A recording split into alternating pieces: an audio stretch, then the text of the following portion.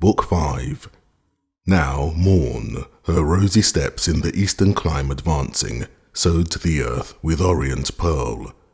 When Adam waked, so customed, for his sleep, was airy light from pure digestion bred, and temperate vapours bland, which the only sound of leaves and fuming rills, Aurora's fan, lightly dispersed, and the shrill matin song of birds of every bough.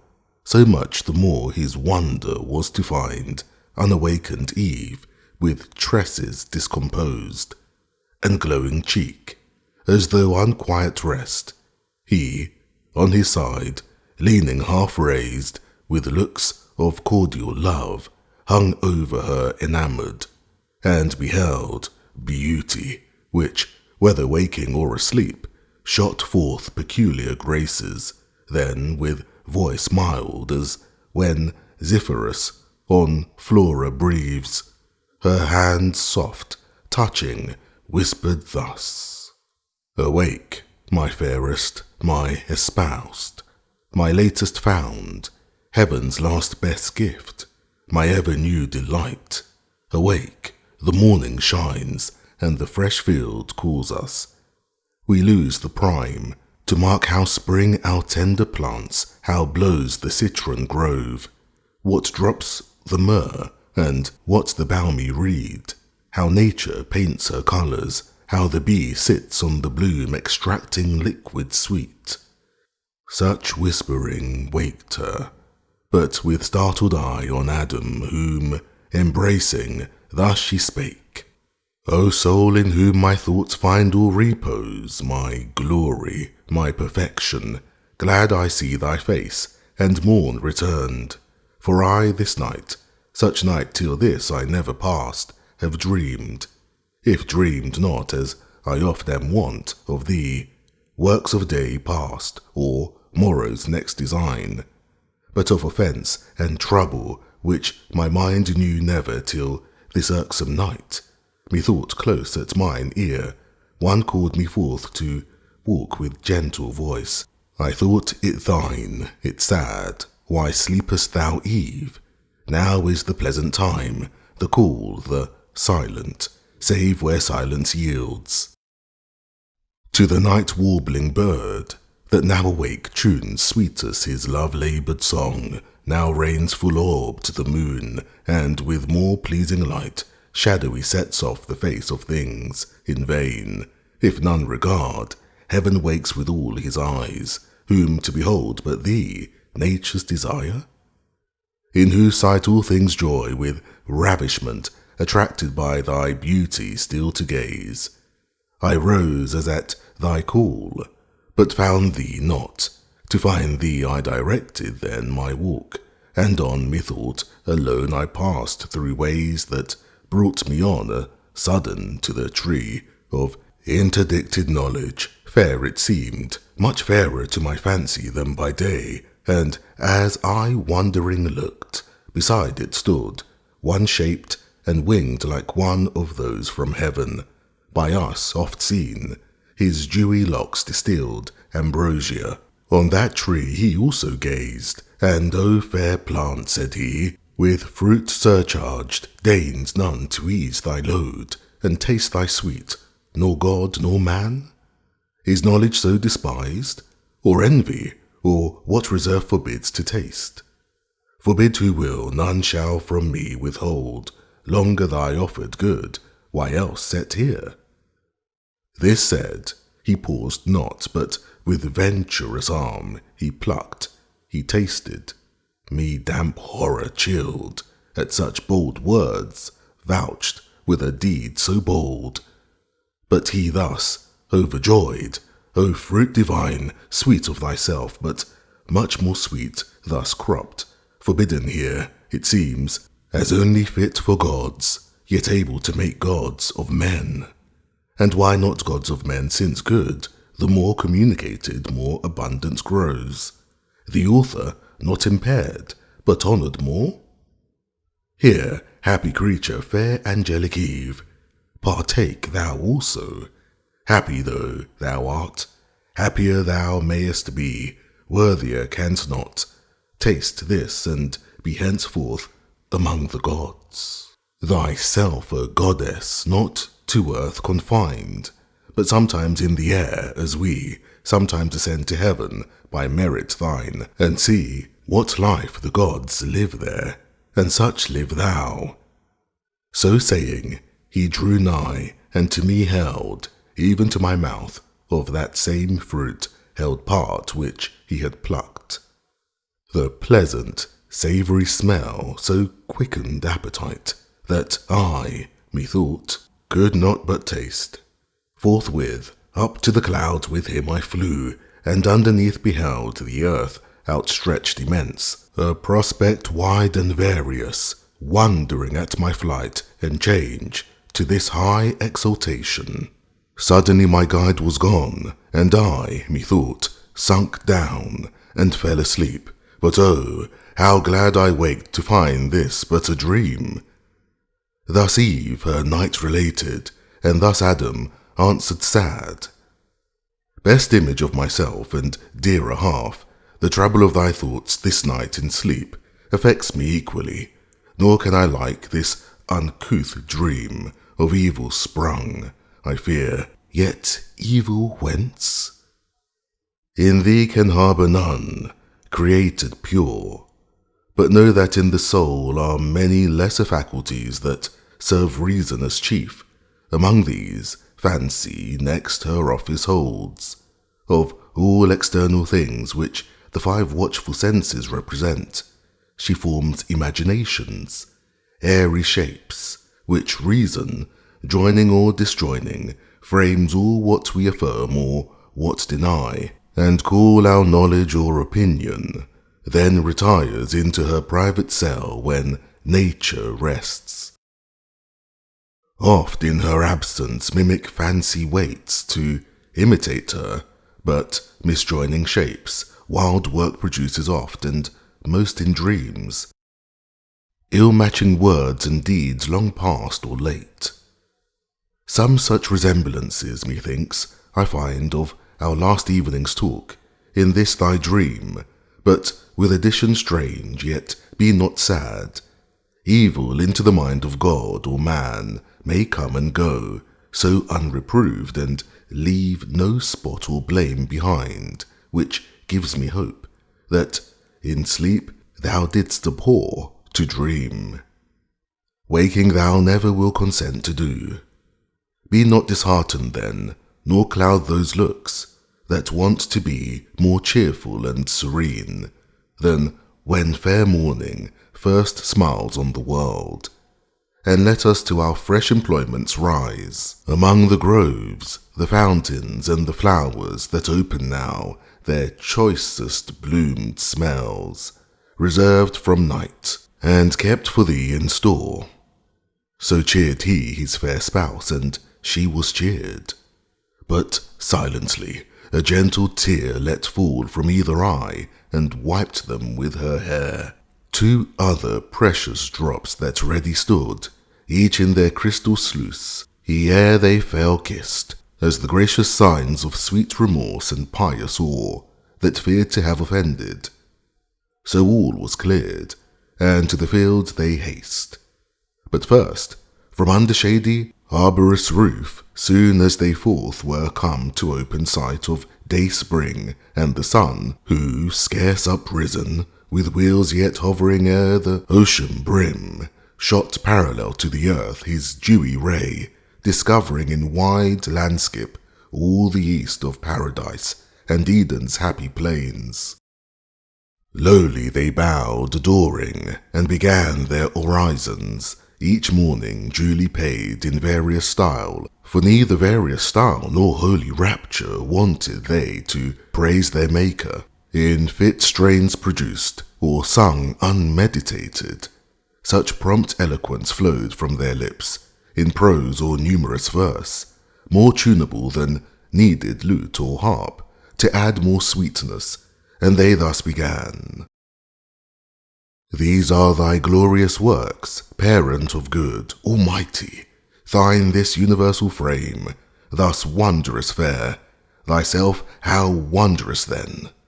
unspeakable, who sits above these heavens to us invisible, or dimly seen in these thy lowest works. Yet these declare thy goodness beyond thought and power divine. Speak ye who best can tell, ye sons of light, angels, for ye behold him, and with songs and choral symphonies, day without night, circle his throne rejoicing. Ye in heaven on earth, join all ye creatures to extol him first, him last, him midst, and without end. Fairest of stars, last in the train of night, if better thou belong not to the dawn, sure pledge of day, that crownest the smiling morn, with thy bright circlet, praise him in thy sphere, while day arises, that sweet hour of prime. Thou sun, and this great world both eye and soul, acknowledge him, thy greater, sound his praise in thy eternal course, both when thou climbest, and when high noon hast gained, and when thou fallest. Moon that now meetest the orient sun, now fliest, with the fixed stars fixed in their orb that flies, and ye 5 other wandering fires, that move in mystic dance, not without song resound his praise, who, out of darkness, called up light, air, and ye elements, the eldest birth of nature's womb, that in quaternon run perpetual circle, multiform, and mix and nourish all things. Let your ceaseless change vary to our great Maker still new praise. Ye mists and exhalations that now rise from hill or streaming lake, dusky or grey, till the sun paint your fleecy skirts with gold, in honour to the world's great author rise. Whether to deck with clouds the uncoloured sky, or wet the thirsty earth with falling showers, rising or falling, still advance his praise. His praise, ye winds, that from our quarters blow, breathe soft or loud, and wave your tops, ye pines, with every plant in sign of worship wave. Fountains, and ye that warble, as ye flow, melodious murmurs, warbling tune his praise. Join voices, all ye living souls, ye birds, that singing up to heaven gate ascend, bear on your wings and in your notes his praise. Ye that in waters glide, and ye that walk the earth, and stately tread, or lowly creep, witness if I be silent, morn or even, to hill or valley, fountain or fresh shade, made vocal by my song, and taught his praise. Hail, universal Lord, be bounteous still, to give us only good, and if the night have gathered aught of evil or concealed, disperse it, as now light dispels the dark. So prayed they innocent, and to their thoughts firm peace recovered soon, and wanted calm.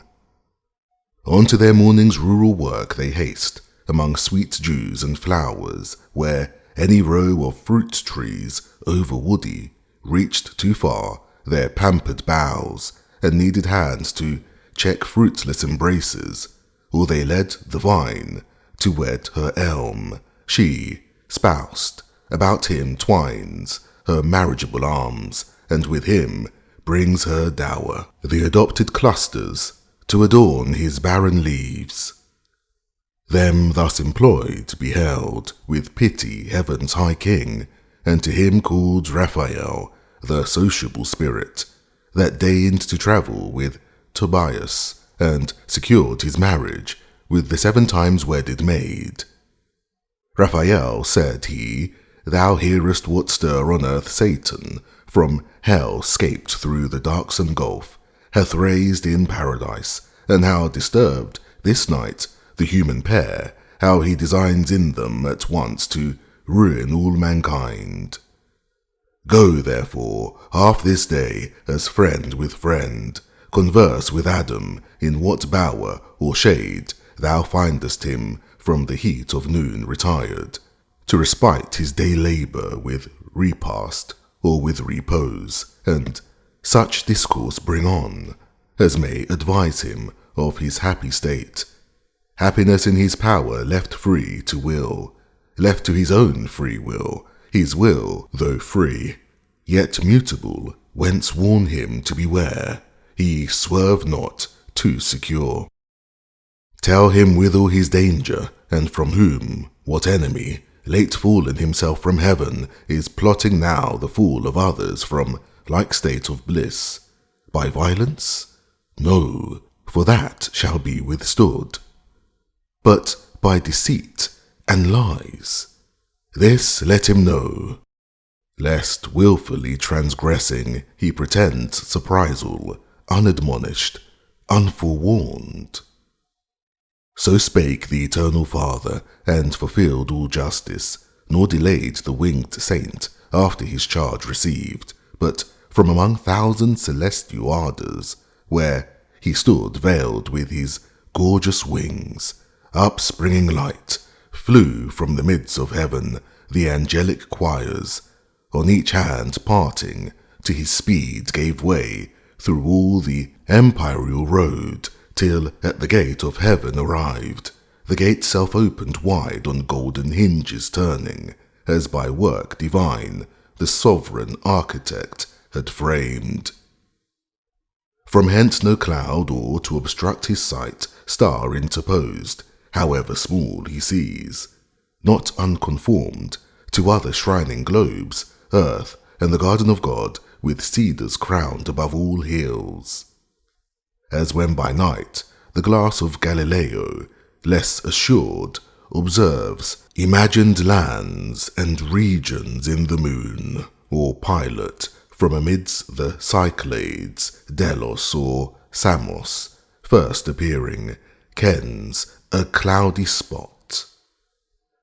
Down thither prone in flight he speeds, and through the vast ethereal sky sails between worlds and worlds with steady wing, now on the polar winds, then with quick fan winnows the buxom air, till within soar of towering eagles, to all the fowls he seems a phoenix, gazed by all as that sole bird, when, to enshrine his relics in the sun's bright temple, to Egyptian Thebes he flies. At once on the eastern cliff of paradise he lights, and to his proper shape returns, a seraph winged. 6 wings he wore, to shade his lineaments divine. The pair that clad each shoulder broad came mantling over his breast with regal ornament, the middle pair girt like a starry zone his waist, and round skirted his loins and thighs with downy gold and colours dipped in heaven. The third his feet shadows from either heel with feathered mail, sky tinctured grain. Like Maya's son he stood, and shook his plumes, that heavenly fragrance filled the circuit wide. Straight knew him all the bands of angels under watch, and to his state and to his message high in honour rise, for on some message high they guessed him bound. Their glittering tents he passed, and now is come into the blissful field, through groves of myrrh and flowering odours, cassia, nard, and balm. A wilderness of sweets, for nature here wantoned as in her prime, and played at will her virgin fancies, pouring forth more sweet, wild above rule or art, enormous bliss. Him through the spicy forest onwards come Adam, discerned, as in the door he sat, of his cool bower, while now the mounted sun shot down direct his fervid rays to warm earth's inmost womb, more warmth than Adam needs, and Eve within, drew at her hour prepared for dinner savoury fruits, of taste to please true appetite, and not disrelish thirst, of nectarous draughts, between, from milky stream, berry or grape, to whom thus Adam called. Haste hither, Eve, and worth thy sight behold. Eastward among those trees, what glorious shape comes this way moving? Seems another morn risen on mid-noon, some great behest from heaven to us perhaps he brings, and will vouchsafe this day to be our guest. But go with speed, and what thy stores contain, bring forth and pour abundance, fit to honour and receive our heavenly stranger. Well, we may afford our givers their own gifts, and large bestow from large bestowed, where nature multiplies her fertile growth, and by disburthening grows more fruitful, which instructs us not to spare. To whom thus Eve, Adam, earth's hallowed mould, of God inspired, small store will serve, where store, all seasons, ripe for use, hangs on the stalk, save what by frugal storing firmness gains to nourish, and superfluous moist consumes. But I will hasten from each bough and brake, each plant and juiciest gourd, will pluck such choice to entertain our angel guest, as he beholding shall confess, that here on earth God hath dispensed his bounties as in heaven. So saying, with dispatchful looks in haste, she turns, on hospitable thoughts intent, what choice to choose for delicacy best, what order so contrived as not to mix tastes, not well joined, inelegant, but bring taste after taste, upheld with kindliest change. Bestirs her then, and from each tender stalk, whatever earth, all-bearing mother, yields in India, east or west, or middle shore, in Pontus or the Punic coast, or where Alcinous reigned, fruit of all kinds in coat rough or smooth rind, or bearded husk or shell. She gathers tribute large, and on the board heaps with unsparing hand. For drink, the grape she crushes, inoffensive must, and meaves from many a berry, and from sweet kernels pressed, she tempers dulcet creams, nor these to hold, once her fit vessels pure, then strows the ground with rose and odours from the shrub unfumed. Meanwhile, our primitive great sire, to meet his godlike guest, walks forth without more train accompanied than with his own complete perfections in himself was all his state, more solemn than the tedious pomp that waits on princes, when their rich retinue, long of horses led, and grooms besmeared with gold, dazzles the crowd, and sets them all agape. Nearer his presence Adam, though not awed, yet with submiss approach and reverence meek, as to a superior nature bowing low, thus said, Native of heaven, for other place, none can than heaven such glorious shape contain. Since by descending from the thrones above, those happy places thou hast deigned awhile to want, and honour these, vouchsafe with us, two only, who, yet by sovereign gift, possess this spacious ground, in yonder shady bower to rest, and what the garden choicest bears, to sit and taste, till this meridian heat be over, and the sun more cool decline. Whom thus the angelic virtue answered mild, Adam, as I therefore came, nor art thou such created, or such place hast here to dwell, as may not oft invite those spirits of heaven to visit thee. Lead on then where thy bower overshades, for these mid-hours till evening rise. I have at will. So to the sylvan lodge they came, that like Pomona's arbour smiled, with flowerets decked and fragrant smells, but Eve, undecked save with herself, more lovely fair than wood nymph, or the fairest goddess feigned, Of three what in Mount Ida naked strove, stood to entertain her guest from heaven.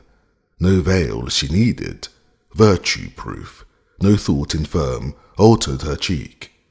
On whom the angel hail bestowed the holy salutation used long after the blessed Mary, second Eve. Hail, Mother of mankind, whose fruitful womb shall fill the world, more numerous with thy sons, than with these various fruits the trees of God have heaped this table. Raised of grassy turf their table was, and mossy seats had round. And on her ample square from side to side all autumn piled, though spring and autumn here danced hand in hand. A wild discourse they hold, no fear lest dinner cool, when thus began our author. Heavenly stranger, please to taste these bounties, which our nourisher, from whom all perfect good, unmeasured out, descends. To us for food and for delight hath caused the earth to yield, unsavoury food perhaps to spiritual natures. Only this I know, that one celestial Father gives to all, to whom the angel, therefore, what he gives, whose praise be ever sung to man in part spiritual, may of purest spirits be found, no ingrateful food, and food alike those pure intelligential substances require, as doth your rational, and both contain within them every lower faculty of sense, whereby they hear, see, smell, touch, taste, tasting, concoct, digest, assimilate, and corporeal to incorporeal turn. For know, whatever was created needs to be sustained and fed. Of elements the grosser feeds the purer.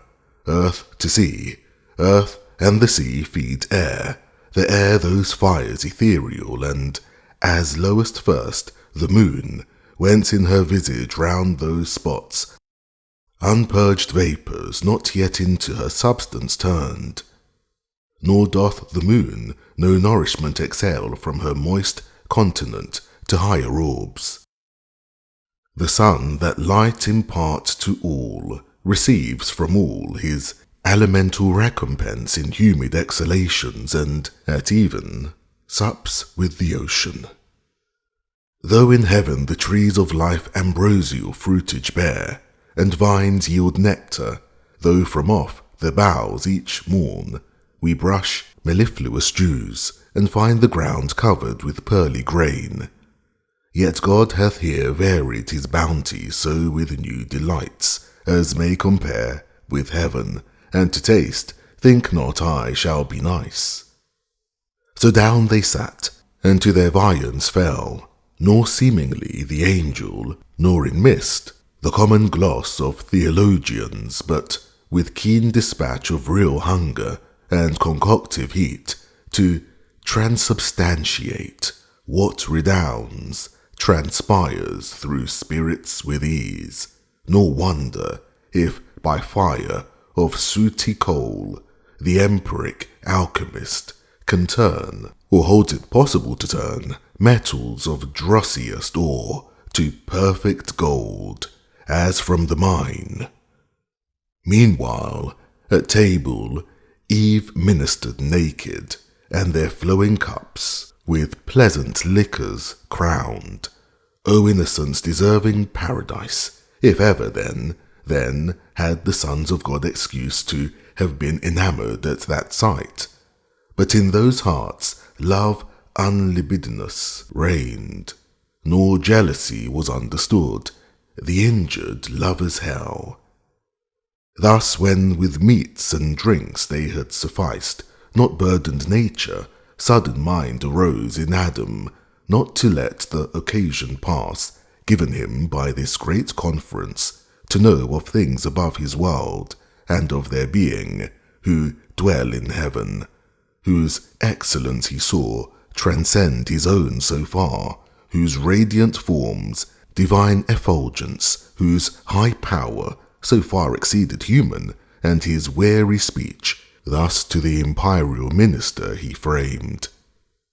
Inhabitant with God, now know I well thy favour, in this honour done to man, under whose lowly roof thou hast vouchsafed to enter, and these earthly fruits to taste, food not of angels, yet accepted so, as that more willingly thou couldst not seem at heaven's high feasts to have fed, yet what compare to whom the winged hierarch replied, O Adam, one Almighty is, from whom all things proceed, and up to him return, if not depraved from good, created all such to perfection, one first matter all, endued with various forms, various degrees of substance, and, in things that live, of life, but more refined, more spirituous and pure, as nearer to him placed, or nearer, tending each in their several active spheres assigned,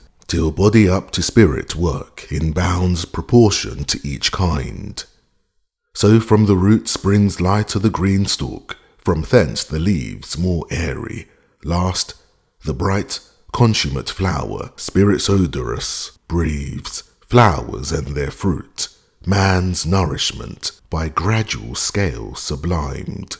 To vital spirits aspire, to animal, to intellectual, give both life and sense, fancy and understanding, whence the soul reason receives, and reason is her being, discursive or intuitive, discourse is oftest yours, the latter most is ours, differing but in degree, of kind the same. Wonder not then what God for you saw good, if I refuse not, but convert as you to proper substance. Time may come when men with angels may participate, and find no inconvenient diet, nor too light fare, and from these corporal nutriments, perhaps your bodies may at last turn all to spirit, improved by tract of time, and winged ascend, ethereal as we, or may, at choice, here or in heavenly paradises dwell, if ye be found obedient, and retain, unutterably firm, his love entire, whose progeny you are. Meanwhile, enjoy or feel what happiness this happy state can comprehend, incapable of more. To whom the patriarch of mankind replied, O favourable spirit, propitious guest, well hast thou taught the way that might direct our knowledge, and the scale of nature set from centre to circumference, whereon, in contemplation of created things, by steps we may ascend to God. But say, what meant that caution joined, if ye be found obedient?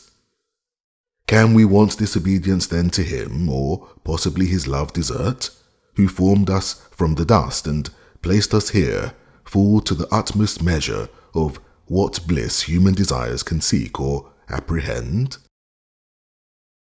To whom the angel, Son of heaven and earth, attend, that thou art happy, O to God, that thou continuest such, O to thyself, that is, to thy obedience, therein stand. This was that caution given thee, be advised. God made thee perfect, not immutable, and good he made thee, but to persevere he left it in thy power, ordained thy will by nature free, not overruled by fate inextricable, or strict necessity. Our voluntary service he requires, not our necessitated. Such with him finds no acceptance, nor confined, for how can hearts not free be tried, whether they serve willing or no, who will but what they must by destiny, and can no other choose? Myself, and all the angelic host, that stand in sight of God enthroned, our happy state hold, as you yours, while our obedience holds. On other surety none. Freely we serve, because we freely love, as in our will to love or not, in this we stand or fall. And some are fallen, to disobedience fallen, and so from heaven to deepest hell, O fall from what high state of bliss into what woe! To whom our great progenitor, thy words attentive, and with more delighted ear, divine instructor, I have heard, than when cherubic songs by night from neighbouring hills aerial music send. Nor knew I not to be both will and deed created free, yet that we never shall forget to love our Maker, and obey him whose command single is yet so just, my constant thoughts assured me, and still assure. Though what thou tellest hath passed in heaven, some doubt within me move, but more desire to hear, if thou consent, the full relation, which must needs be strange, worthy of sacred silence to be heard. And we have yet large day, for scarce the sun hath finished half his journey, and scarce begins his other half in the great zone of heaven. Thus Adam made request, and Raphael, after short pause assenting, thus began. High matter thou enjoin'st me, O prime of men, sad task and hard, for how shall I relate to human sense the invisible exploits of warring spirits? How without remorse the ruin of so many glorious once and perfect while they stood? How last unfold the secrets of another world, perhaps not lawful to reveal? Yet for thy good this is dispensed, and what surmounts the reach of human sense, I shall delineate so, by likening spiritual to corporal forms, as may express them best, though what if earth be but a shadow of heaven, and things therein, each to other like, more than on earth is thought? As yet this world was not, and chaos wild reigned, where these heavens now roll, where earth now rests upon her centre poised. When on a day, for time though in eternity, applied to motion, measures all things durable by present, past, and future. On such day, as heaven's great year brings forth, the imperial host of angels by imperial summons called, innumerable before the Almighty's throne forthwith, from all the ends of heaven, appeared under their hierarchs in orders bright. 10,000 ensigns high advanced, standards and gonfalons, twixt van and rear stream in the air, and for distinction serve of hierarchies, of orders and degrees, or in their glittering tissues bear emblazed holy memorials, acts of zeal and love recorded eminent. Thus when the orbs of circuit inexpressible they stood, orb within orb, their Father infinite, by whom in bliss embosomed sat the sun, amidst as from a flaming mount, whose top brightness had made invisible, thus spake. Hear, all ye angels, progeny of light, thrones, dominations, princedoms, virtues, powers, hear my decree, which unrevoked shall stand. This day I have begot whom I declare my only Son, and on this holy hill him have anointed, whom ye now behold, at my right hand, your head I him appoint, and by myself have sworn, to him shall bow all knees in heaven, and shall confess him Lord, under his great vicegerent, reign abide united as one individual soul.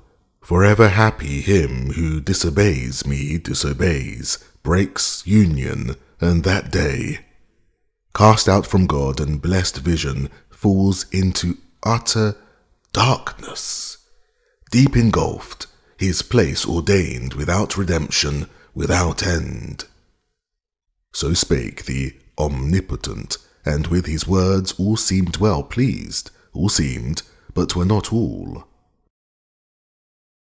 That day, as other solemn days, they spent in song and dance about the sacred hill, mystical dance which yonder starry sphere of planets and of fixed in all her wheels resembles nearest, mazes intricate, eccentric, intervolved, yet regular, then most, when most irregular they seem.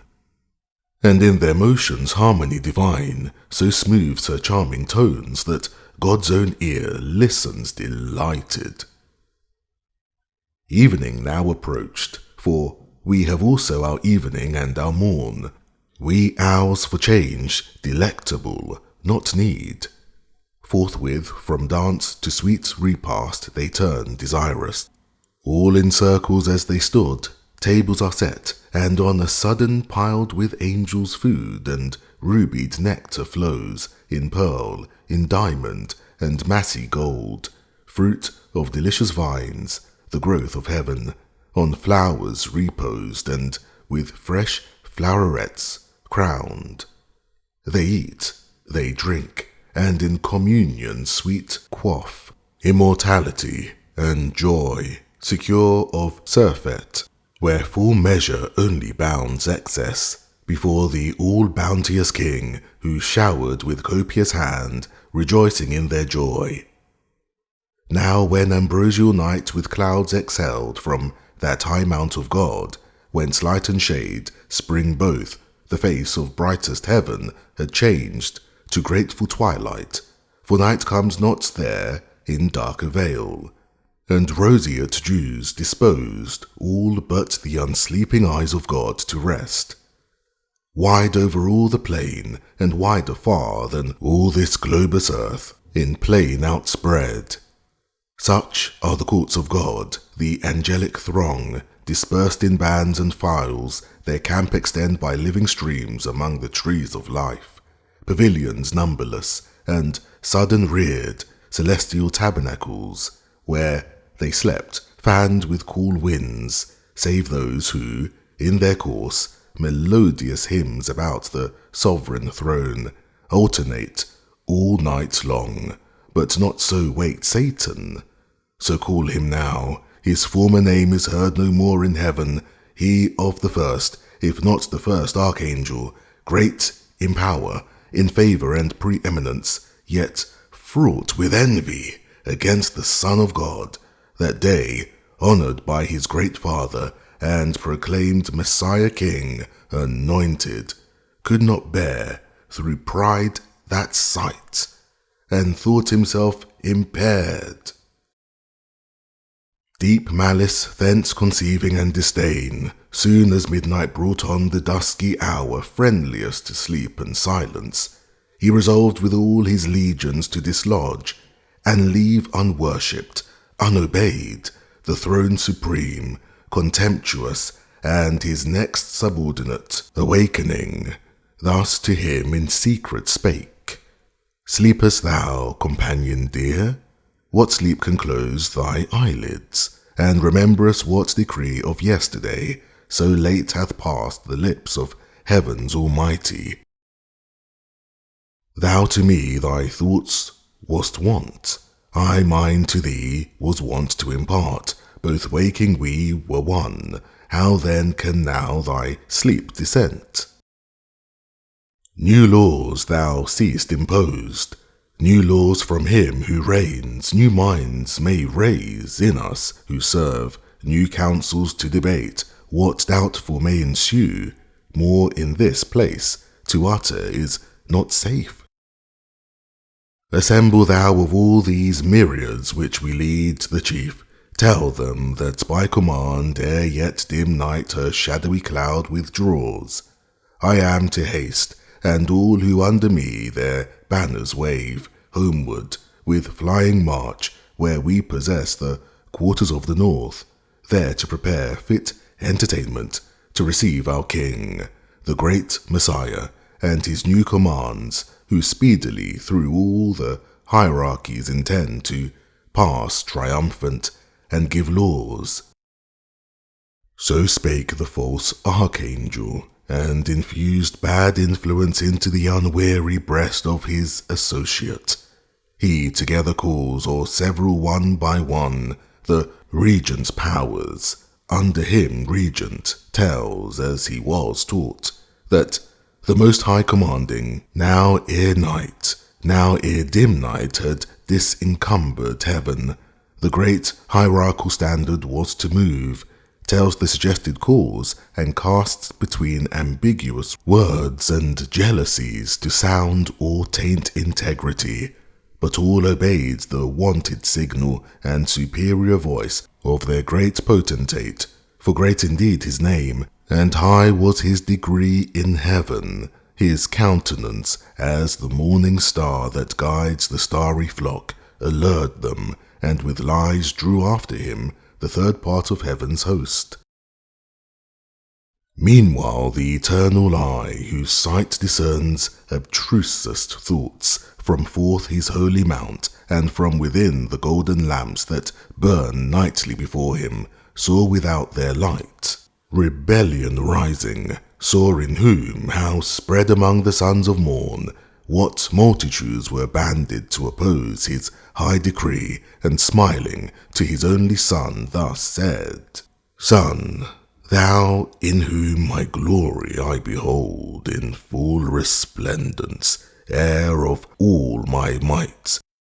Nearly it now concerns us to be sure of our omnipotence, and with what arms we mean to hold what anciently we claim of deity or empire. Such a foe is rising, who intends to erect his throne equal to ours throughout the spacious north, nor so content hath in his thought to try in battle what our power is, or our right. Let us advise, and to this hazard draw with speed what force is left, and all employ in our defence, lest unawares we lose this our high place, our sanctuary, our hill, to whom the sun with calm aspect and clear lightning divine, ineffable, serene, made answer.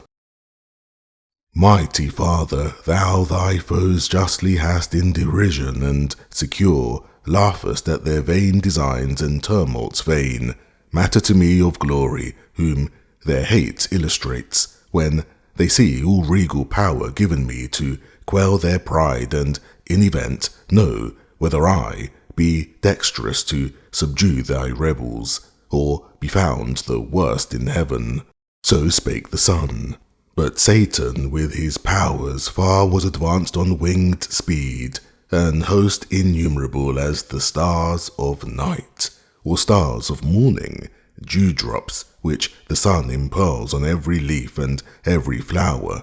Regions they passed, the mighty regencies of seraphim, and potentates, and thrones, in their triple degrees, regions to which all thy dominion, Adam, is no more than what this garden is to all the earth, and all the sea, from one entire globos, stretched into longitude, which, having passed at length into the limits of the north, they came, and Satan to his royal seat, high on a hill, far blazing, as a mount raised on a mount, with pyramids and towers, from diamond quarries hewn, and rocks of gold. The palace of great Lucifer, so call that structure in the dialect of men interpreted, which not long after he effecting all equality with God, in imitation of that mount whereon Messiah was declared in sight of heaven, the mountain of the congregation called, for thither he assembled all his train, pretending so commanded to consult about the great reception of their king, thither to come, and with calumnious art of counterfeited truth thus held their ears. Thrones, dominations, princedoms, virtues, powers, if these magnific titles yet remain not merely titular, since by decree another now hath to himself engrossed all power, and thus eclipsed under the name of King Anointed, For whom all this haste of midnight march and hurried meeting here, this only to consult how we may best, with what may be devised of honours anew, receive him coming to receive from us knee tribute yet unpaid, prostration vile. Too much to one, but double how endured to one, and to his image now proclaimed. But what if better counsels might erect our minds, and teach us to cast off this yoke? Will ye submit your necks, and choose to bend the supple knee? Ye will not, if I trust to know ye right, or if ye know yourselves natives and sons of heaven, possessed before by none, and if not equal all, yet free, equally free, for orders and degrees. Jar not with liberty, but well consist. Who can in reason then, or right, assume monarchy over such as live by right his equals, if in power and splendour less, in freedom equal? Or can introduce law and edict on us, who without law err not? Much less for this to be our Lord, and look for adoration, to the abuse of those imperial titles which assert our being ordained to govern, not to serve. Thus far his bold discourse without control had audience, when among the seraphim Abdiel, than whom none with more zeal adored the deity, and divine commands obeyed, stood up, and in a flame of zeal severe the current of his fury thus opposed. O arguments blasphemous, false, and proud, words which no ear ever to hear in heaven expected, least of all from thee, ingrate, in place thyself so high above thy peers. Canst thou with impious obloquy condemn the just decree of God, pronounced and sworn, that to his only Son, by right endured with regal sceptre, every soul in heaven shall bend the knee, and in that honour due confess him rightful King? Unjust, thou sayest, flatly unjust, to bind with laws the free, and equal over equals to let reign, one over all with unsucceeded power.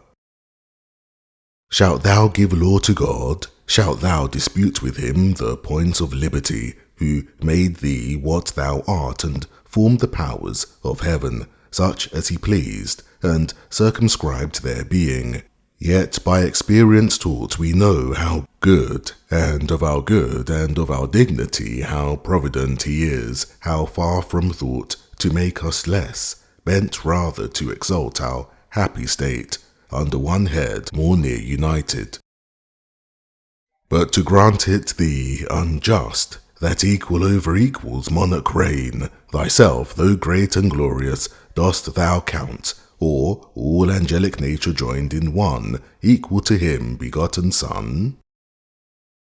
By whom, as by the Word, his mighty Father made all things, even thee, and all the spirits of heaven, by him created in their bright degrees, crowned them with glory, and to their glory named thrones, dominations, princedoms, virtues, powers, essential powers, nor by his reign obscured, but more illustrious made, since he the head, one of our number, thus reduced becomes, his laws our laws, all honour to him done, returns our own.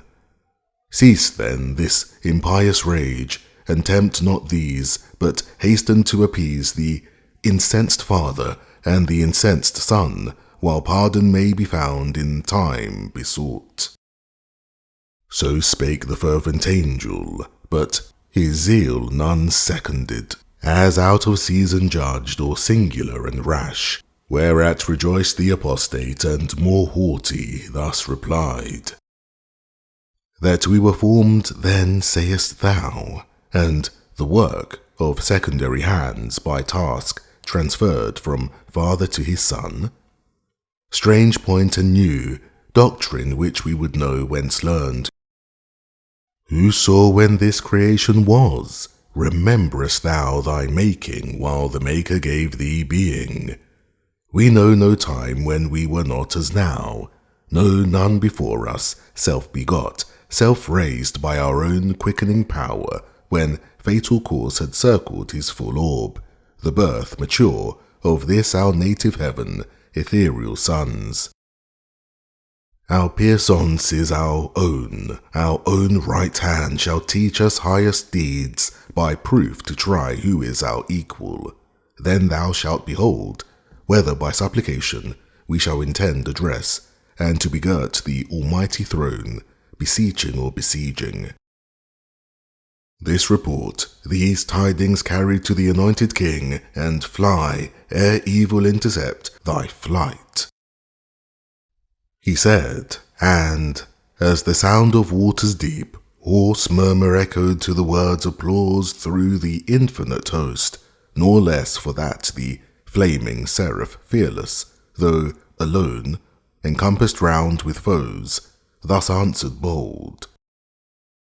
O alienate from God, O spirit accursed, forsaken of all good, I see thy fall determined and thy hapless crew involved in this perfidious fraud, contagion spread both of thy crime and punishment. Henceforth no more be troubled how to quit the yoke of God's Messiah. Those indulgent laws will not be now vouchsafed. Other decrees against thee are gone forth without recall. That golden sceptre, which thou didst reject, is now an iron rod to bruise and break thy disobedience. Well thou didst advise, yet not for thy advice or threats I fly, these wicked tents devoted, lest the wrath impendent, raging into sudden flame, distinguish not, for soon expect to feel his thunder on thy head, devouring fire. Then who created thee lamenting learn, when who can uncreate thee thou shalt know. So spake the seraph Abdiel, faithful found among the faithless, faithful only he among innumerable false, unmoved, unshaken, unseduced, unterrified. His loyalty he kept, his love, his zeal, nor number nor example with him wrought to swerve from truth, or change his constant mind, though single.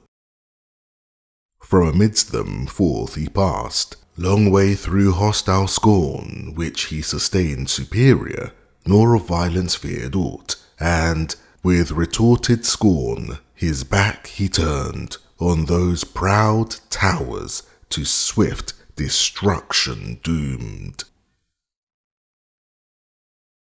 Book 6. All night the dreadless angel, unpursued, through heaven's wide champaign held his way, till morn, waked by the circling hours, with rosy hand unbarred the gates of light. There is a cave within the mount of God, fast by his throne, where light and darkness in perpetual round lodge and dislodge by turns, which makes through heaven grateful vicissitude, like day and night. Light issues forth, and at the other door obsequious darkness enters, till her hour to veil the heaven, though darkness there might well seem twilight here. And now went forth the morn, such as in highest heaven arrayed in gold empyreal, from before her vanished night, shot through with orient beams, when all the plain covered with thick embattled squadrons bright, chariots, and flaming arms, and fiery steeds, reflecting blaze on blaze, first met his view. War he perceived, war in procinct, and found already known what he for news had thought to have reported. Gladly then he mixed among those friendly powers, who him received with joy, and acclamations loud, that one, that of so many myriads fallen, yet one returned not lost. On to the sacred hill they led him, high applauded, and present before the seat supreme, from whence a voice, from midst a golden cloud, thus mild was heard. Servant of God, well done, well hast thou fought the better fight, who single hast maintained against revolted multitudes the cause of truth, in word mightier than they in arms, and for the testimony of truth hast borne universal reproach, far worse to bear than violence, for this was all thy care, to stand approved in sight of God, through worlds judged thee perverse. The easier conquest now remains thee, aided by this host of friends, back on thy foes, more glorious to return. Then scorned thou didst depart, and to subdue by force who reason for their law refuse, right reason for their law, and for their king Messiah, who by right of merit reigns.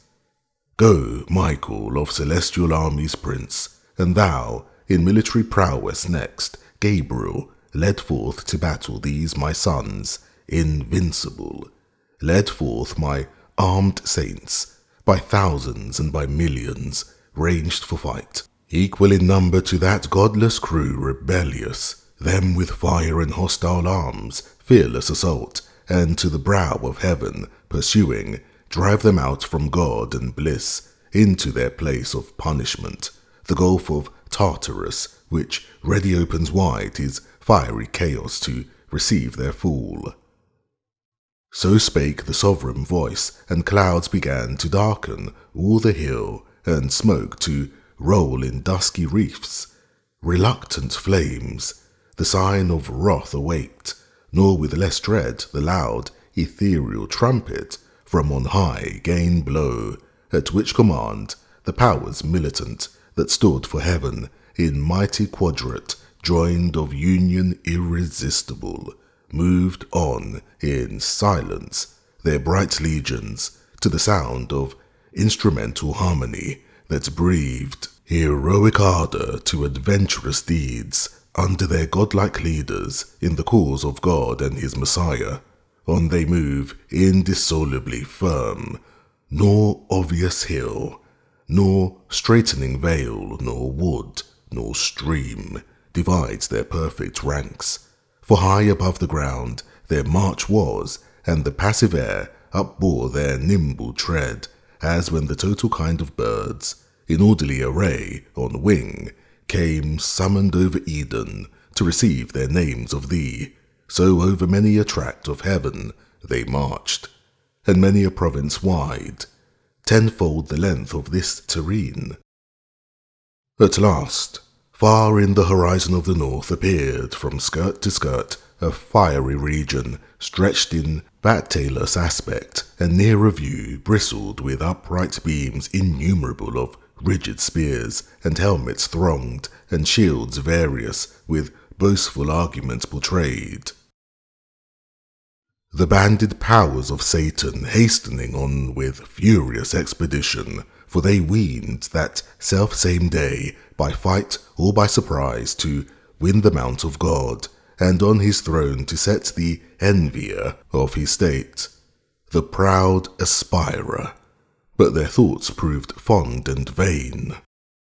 In the midway, though strange to us it seemed at first, that angel should with angel war, and in fierce hosting meet, who want to meet so oft in festivals of joy and love unanimous, as sons of one great sire, hymning the eternal Father.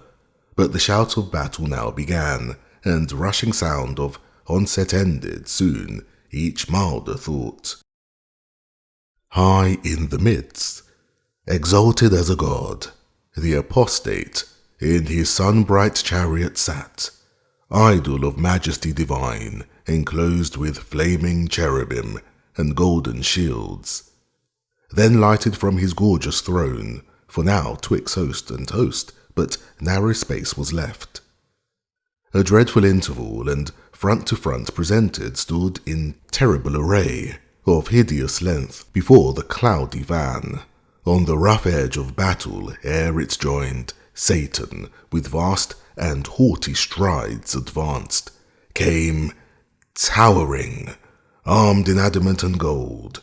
Abdiel that sight endured not, where he stood among the mightiest, bent on highest deeds, and thus his own undaunted heart explores.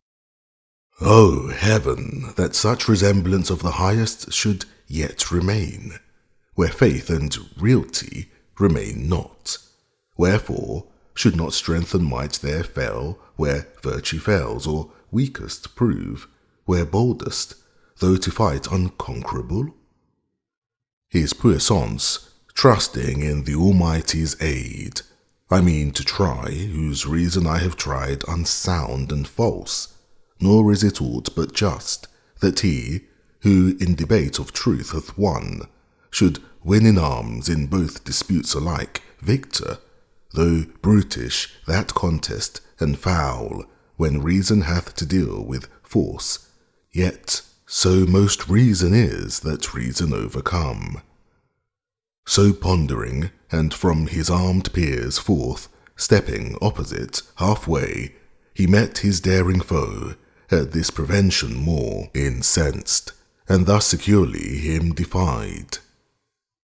Proud art they met. Thy hope was to have reached the height of thy aspiring unopposed, the throne of God unguarded, and his side abandoned at the terror of thy power or potent tongue. Fool, not to think how vain against the omnipotent, to rise in arms, who out of smallest things could, without end, have raised incessant armies to defeat thy folly, or, with solitary hand, reaching beyond all limit, at one blow, unaided, could have finished thee, and whelmed thy legions under darkness.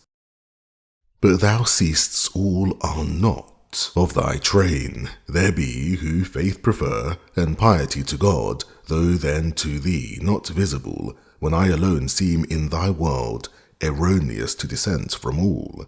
My sect thou seest, now learn too late, how few sometimes may know, when thousands err. Whom the grand foe with scornful eye askance, thus answered, Ill for thee, but in wished hour of my vengeance first sought for, thou returnest from flight, seditious angel, to receive thy merited reward, the first essay of this right hand provoked, since first that tongue, inspired with contradiction, durst oppose a third part of the gods, in synod, met their deities to assert, who, while they feel vigour divine within them, can allow omnipotence to none. But well thou comest before thy fellows, ambitious to win from me some plume, that thy success may show destruction to the rest. This pause between, unanswered lest thou boast, to let thee know, at first I thought that liberty and heaven to heavenly souls had been all one, but now I see that most through sloth had rather serve ministering spirits, trained up in feast and song. Such hast thou armed the minstrelsy of heaven, servility with freedom to contend, as both their deeds compared this day shall prove. To whom in brief thus Abdiel stern replied, Apostate, still thou errest, nor end wilt find of erring, from the path of truth remote. Unjustly thou depravest it with the name of servitude, to serve whom God ordains, or nature. God and nature bid the same, when he who rules is worthiest, and excels them who he governs. This is servitude, to serve the unwise, or him who hath rebelled against his worthier, as thine now serve thee, thyself not free, but to thyself enthralled, yet lewdly darest thou ministering upbraid.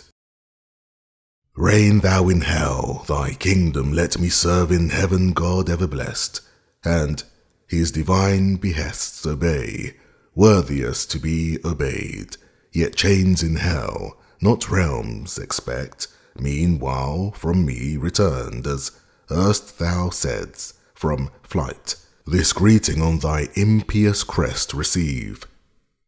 So saying, a noble stroke he lifted high, which hung not, but so swift with tempest fell on the proud crest of Satan, that no sight, no motion or swift thought, lest could he shield, such ruin intercept, 10 paces huge, he back recoiled. The 10th on bended knee, his massy spear upstayed, as if on earth winds underground, or waters forcing way. Sidelong had pushed the mountain from his seat, half sunk with all his pines.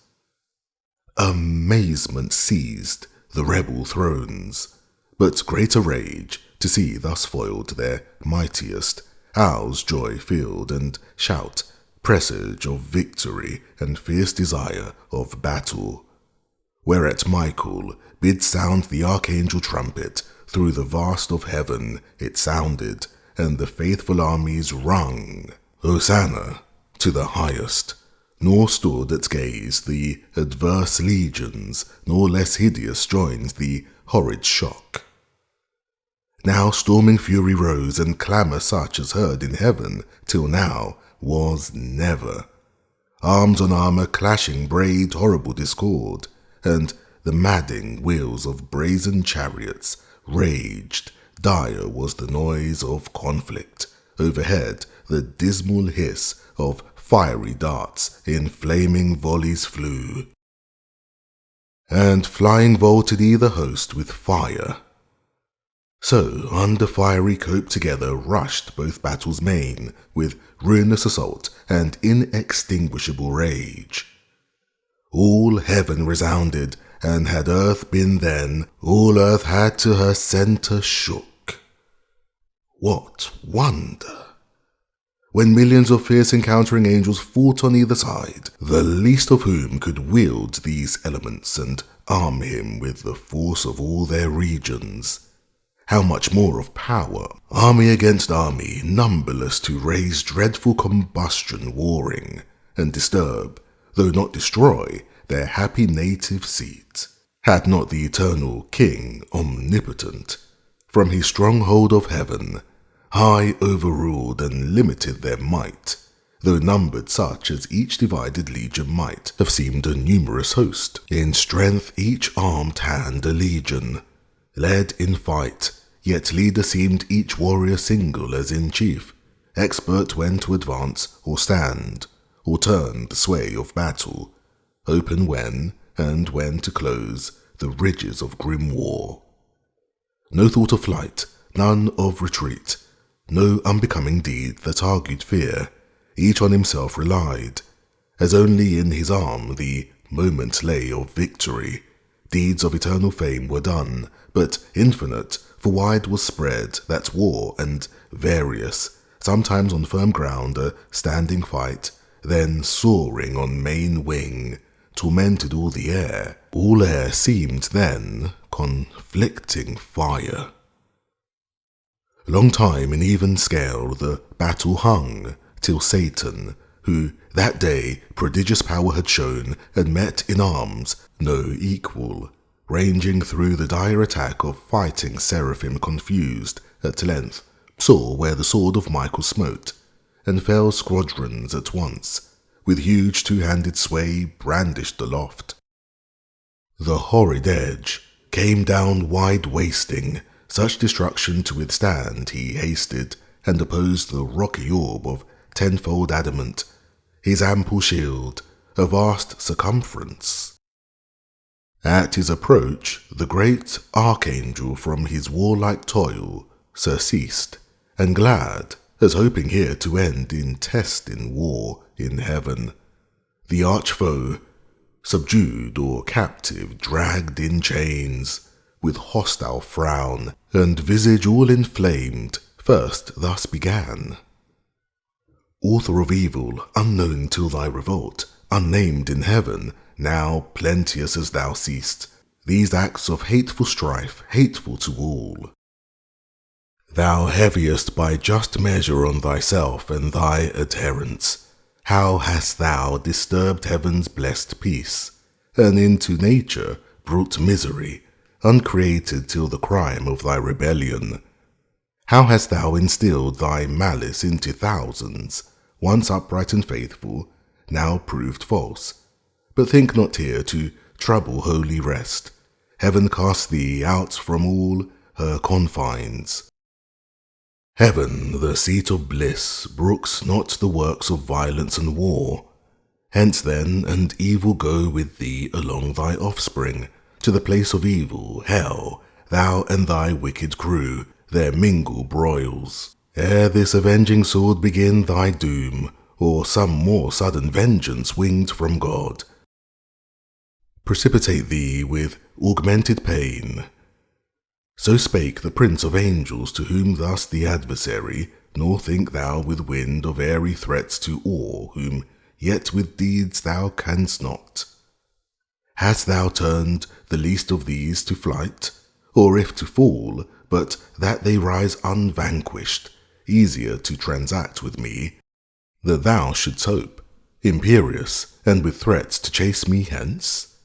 Ere not, that so shall end the strife which thou calledst evil, but weest thou the strife of glory, which we mean to win, or turn this heaven itself into the hell thou fablest. Here, however, to dwell free, if not to reign, meanwhile thy utmost force, and join him, named Almighty, to thy aid. I fly not, but have sought thee far and nigh. They ended parley, and both addressed for fight unspeakable, for who, through with the tongue of angels can relate, or to what things liken on earth conspicuous, that may lift human imagination to such heights of godlike power? For like as gods they seemed stood, they or moved, in stature, motion, arms fit to decide the empire of great heaven, now waved their fiery swords, and in the air made horrid circles. Two broad suns their shields blazed opposite, while expectation stood in horror.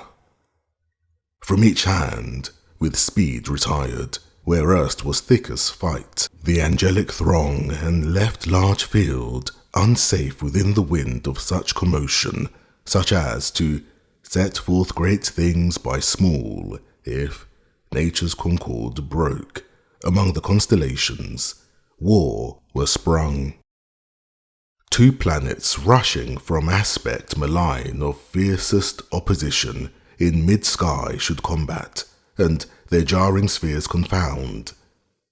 Together, both with next to almighty arm, uplifted imminent, one stroke they aimed that might determine, and not need repeat, as not of power at once, nor odds appeared in might or swift prevention. But the sword of Michael from the armoury of God was given him tempered so, that neither keen nor solid might resist that edge. It met the sword of Satan, with steep force to smite descending, and in half cut sheer, nor stayed, but with swift wheel reverse, deep entering, shared all his right side. Then Satan first knew pain, and reaved him to and fro convolved. So saw the grinding sword with discontinuous wound passed through him, but the ethereal substance closed, not long divisible, and from the gash a stream of nectarous humour issuing flowed sanguine, such as celestial spirits may bleed, and all his armour stained, erewhile so bright. Forthwith on all sides to his aid was run by angels, many and strong, who interposed defence, while others bore him on their shields back to his chariot, where it stood retired from off the files of war. There they him laid, gnashing for anguish, and despite and shame, to find himself not matchless, and his pride humbled by such rebuke, so far beneath his confidence to equal God in power.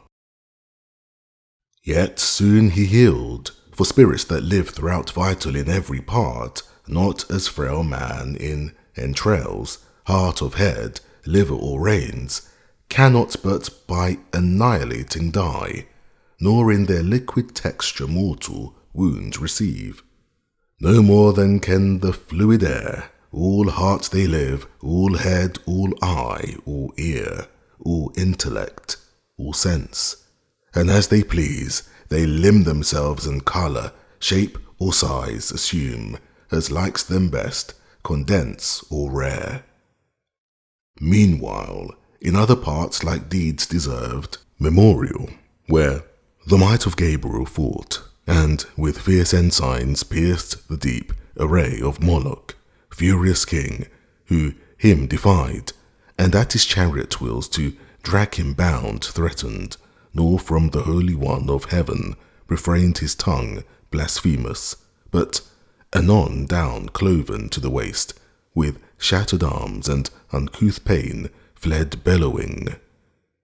On each wing Uriel and Raphael, his vaunting foe, though huge and in a rock of diamond armed, vanquished Adramelech and Asmodai, two potent thrones, that to be less than gods disdained, but meaner thoughts learned in their flight, mangled with ghastly wounds through plate and mail. Nor stood unmindful Abdiel to annoy the atheist crew, but with redoubled blow, Ariel and Arioch, and the violence of Ramiel, scorched and blasted, overthrew. I might relate of thousands and their names eternize here on earth, but those elect angels, contented with their fame in heaven, seek not the praise of men. The other sought in might through wondrous and in acts of war, nor of renown, less eager, less by doom cancelled from heaven and sacred memory, nameless in dark oblivion, let them dwell. For strength from truth divided, and from just, illaudable, naught merits but dispraise and ignominy, yet to glory aspires, vain glorious, and through infamy seeks fame. Therefore, eternal silence be their doom. And now, their mightiest quelled, the battle swerved with many an inroad gored, deformed routes entered, and foul disorder, all the ground with shivered armour strown, and on a heap chariot and charioteer lay overturned, and fiery foaming steeds, what stood, recoiled over wearied, through the faint satanic host, defensive scarce, or with pale fear surprised. Then, first with fear surprised, and sense of pain, fled ignominious, to such evil brought by sin of disobedience, till that hour not liable to fear, or flight, or pain. Far otherwise the inviolable saints, in cubic phalanx firm, advanced entire, invulnerable, impenetrably armed. Such high advantages their innocence gave them above their foes, not to have sinned, not to have disobeyed. In fight they stood unwearied, unobnoxious, to be pained by wound, though from their place by violence moved. Now night her course began, and over heaven inducing darkness grateful truce imposed, and silence on the odious din of war. Under her cloudy covert both retired, victor and vanquished, on the foughten field. Michael and his angels prevalent encamping, placed in guard their watches round, cherubic waving fires. On the other part, Satan with his rebellious disappeared, far in the dark dislodged, and void of rest, his potentates to council called by night, and in the midst thus undismayed began. Oh, now in danger tried, now known in arms, not to be overpowered, companions dear, found worthy not of liberty alone, too mean pretense, but what we more affect, honour, dominion, glory, and renown, who have sustained one day in doubtful fight, and in one day, why not eternal days? What heaven's Lord has powerfulest to send against us from about his throne, and judged sufficient to subdue us to his will, but proves not so, then fallible, it seems, of future we may deem him, though till now omniscient thought.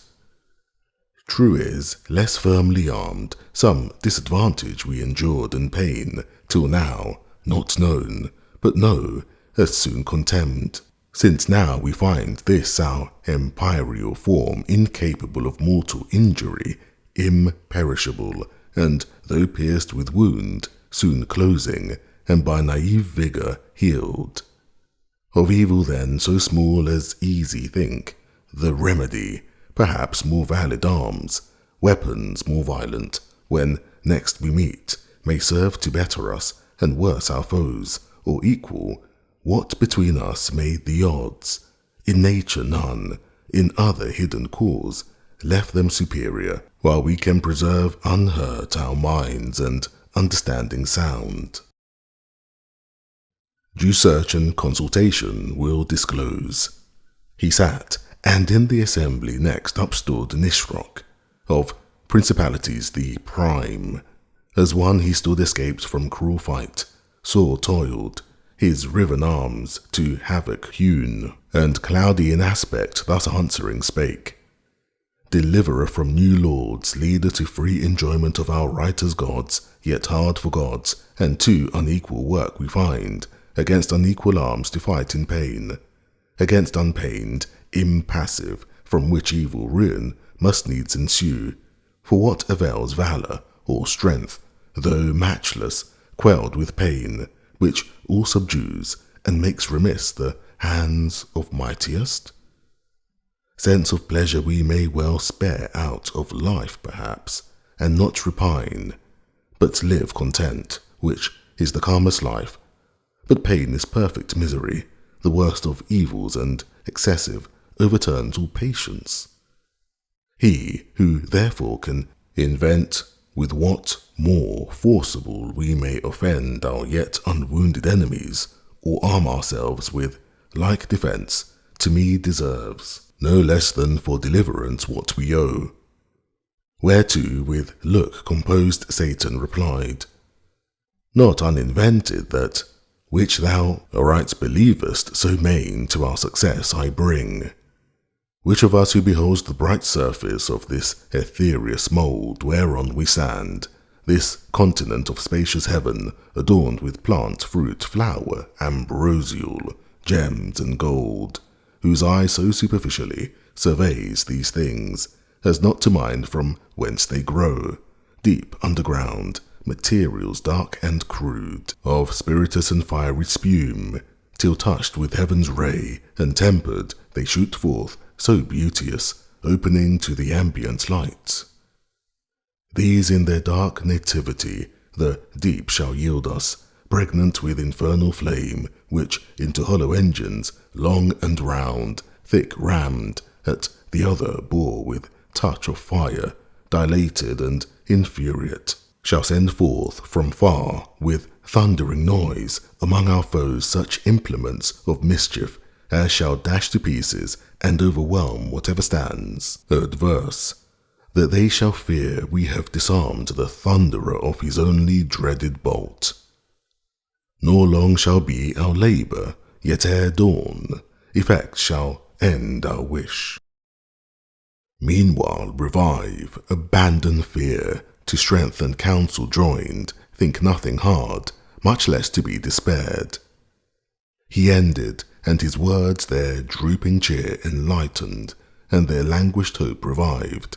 The invention all admired, and each, how he to be the inventor missed, so easy it seemed once found, which yet unfound most would have thought impossible, yet happily, of thy race, in future days, if malice should abound, some one intent on mischief or inspired with devilish machinations, might devise like instruments to plague the sons of men, for sin, on war and mutual slaughter bent. Forthwith from council to the work they flew, none arguing stood, innumerable hands were ready, in the moment up they turned wide the celestial soil, and saw beneath the originals of nature, in their crude conception, sulphurous and nitrous foam they found, they mingled, and, with subtle art, concocted and adusted they reduced, to blackest grain, and into store conveyed, part hidden veins digged up, nor hath this earth whereof to found their engines and their balls of missive ruin, part incentive reed provide, pernicious, with one touch to fire. So all ere day spring, under conscious night, secret they finished, and in order set, with silent circumspection, unespied. Now when fair morn orient in heaven appeared, up rose the victor angels, and to arms the matin trumpets sung. In arms they stood, of golden panoply, refulgent host. Soon banded, others from the dawning hills look round, and scouts each coast light-armed scour, each quarter to descry the distant foe, where lodged or whither fled, or if for fight, in motion or in halt, him soon they met, under spread ensigns moving nigh, in slow but firm battalion, back with speediest sail. Zophiel and cherubim the swiftest wing came flying, and in mid-air aloud thus cried, Arm, warriors, arm for fight, the foe at hand, whom fled we thought, will save us long pursuit this day. Fear not his flight, so thick a cloud he comes, and settled in his face, I see, sad resolution and secure.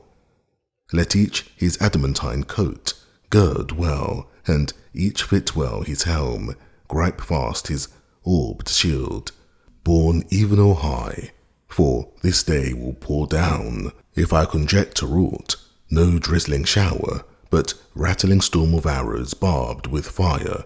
So warned he them, aware themselves, and soon, in order, quit of all impediment instant without disturb, they took alarm, and onward moved, embattled, when behold, not distant far, with heavy pace, the foe approaching gross and huge, in hollow cube, training his devilish enginery, impelled on every side with shadowing squadrons deep, to hide the fraud.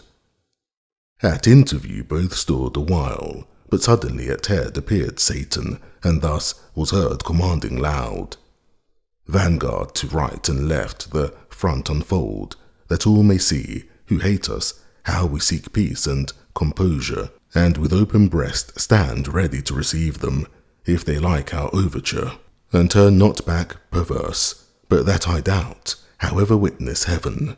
Heaven witness thou anon, while we discharge freely our part. Ye, who appointed stand, do you have in charge, and briefly touch what we propound, and loud that all may hear. So scoffing in ambiguous words, he scarce had ended, when, to right and left, the front divided, and to either flank retired, which to our eyes discovered, new and strange, a triple-mounted row of pillars laid on wheels, for like to pillars most they seemed, or hollowed bodies made of oak or fir, with branches lopped in wood or mountain felled. Brass, iron, stony mould, had not their mouths, with hideous orifice, gaped on us wide, portending hollow truce. At each behind a seraph stood, and in his hand a reed stood waving, tipped with fire, while we, suspense collected, stood within our thoughts amused. Not long, for sudden all at once their reeds put forth, and to a narrow vent applied with nicest touch. Immediate in a flame, but soon obscured with smoke, all heaven appeared.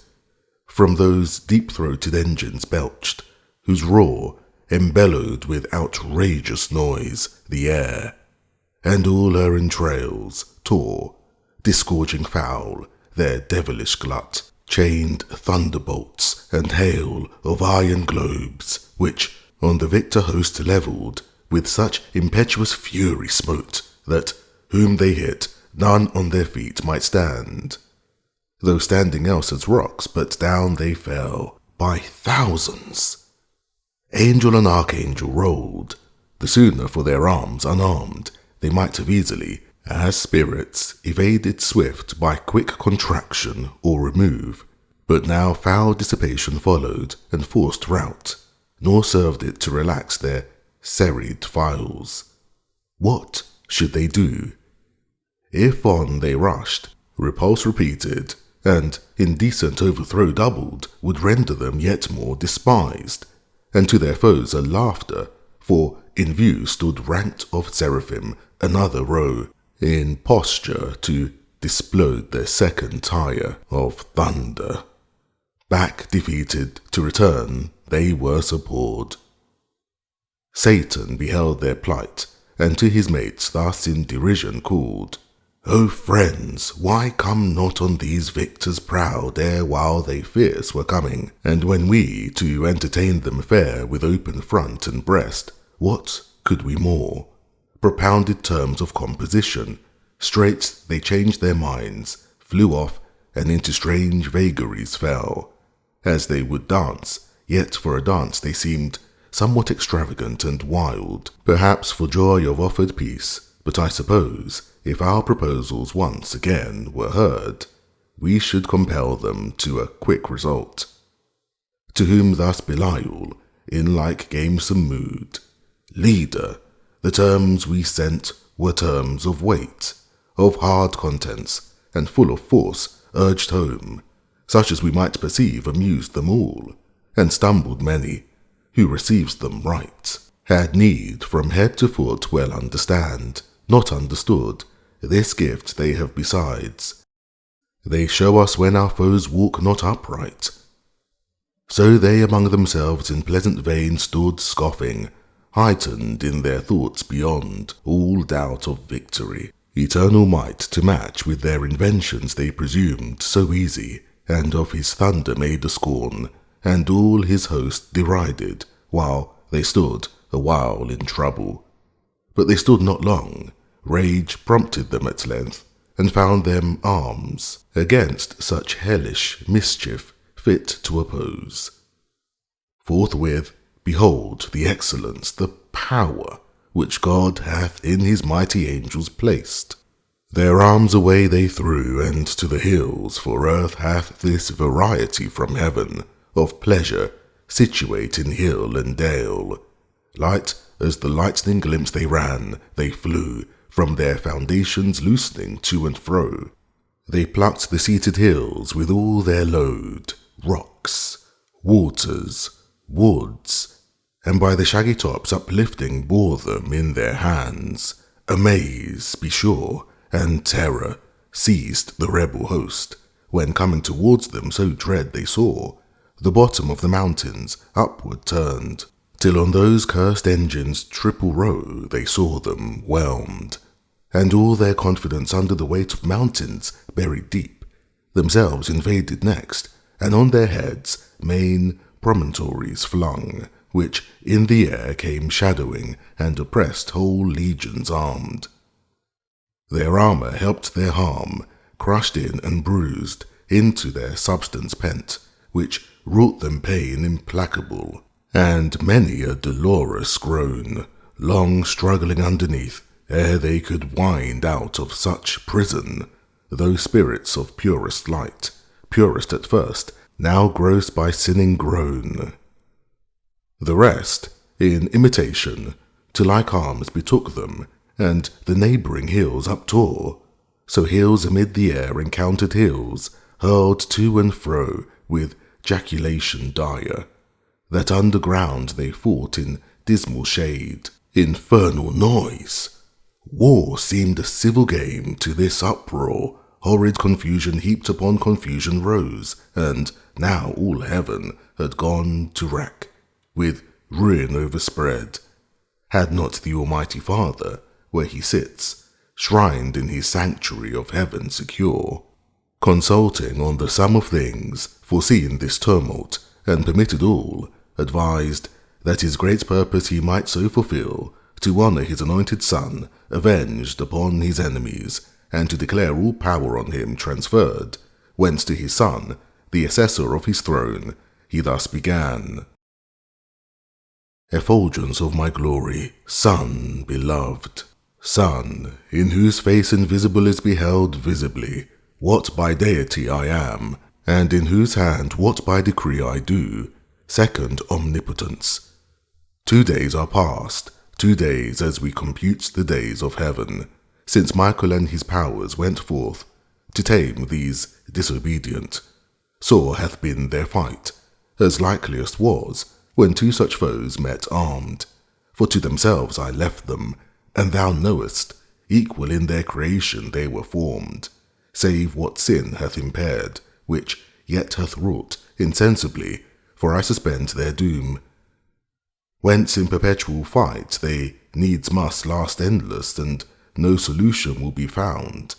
War, wearied, hath performed what war can do, and to disordered rage let loose the reins with mountains, as with weapons, armed, which makes wild work in heaven, and dangerous to the main. 2 days are therefore past, the third is thine. For thee I have ordained it, and thus far have suffered, that the glory may be thine of ending this great war, since none but thou can end it. Into thee such virtue and grace immense I have transfused, that all may know in heaven and hell thy power above compare, and this perverse commotion govern thus, to manifest thee worthiest to be heir of all things, to be heir, and to be king, by sacred unction, thy deserved right. Go then, thou mightiest, in thy father's might, ascend my chariot, guide the rapid wheels that shake heaven's basis, bring forth all my war, my bow and thunder, my almighty arms gird on, and sword upon thy puissant thigh. Pursue these sons of darkness, drive them out from all heaven's bounds into the utter deep. There let them learn, as likes them, to despise God and Messiah his anointed king. He said, and on his son with rays direct shone full, he all his father full expressed, ineffably into his face received. And thus the filial Godhead answering spake, O Father, O supreme of heavenly thrones, first, highest, holiest, best, thou always seekest to glorify thy Son, I always thee, as is most just. This I my glory account, my exaltation, and my whole delight, that thou in me well pleased, declarest thy will fulfilled, which to fulfill is all my bliss.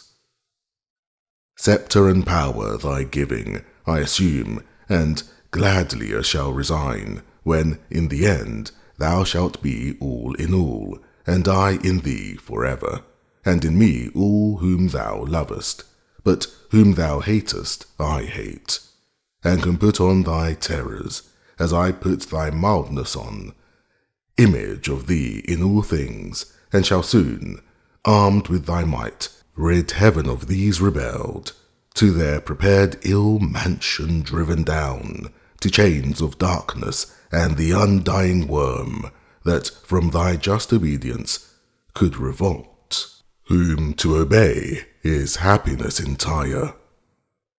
Then shall thy saints unmixed, and from the impure far separate, circling thy holy mount, unfeigned hallelujahs, to thee sing, hymns of high praise, and I among them chief.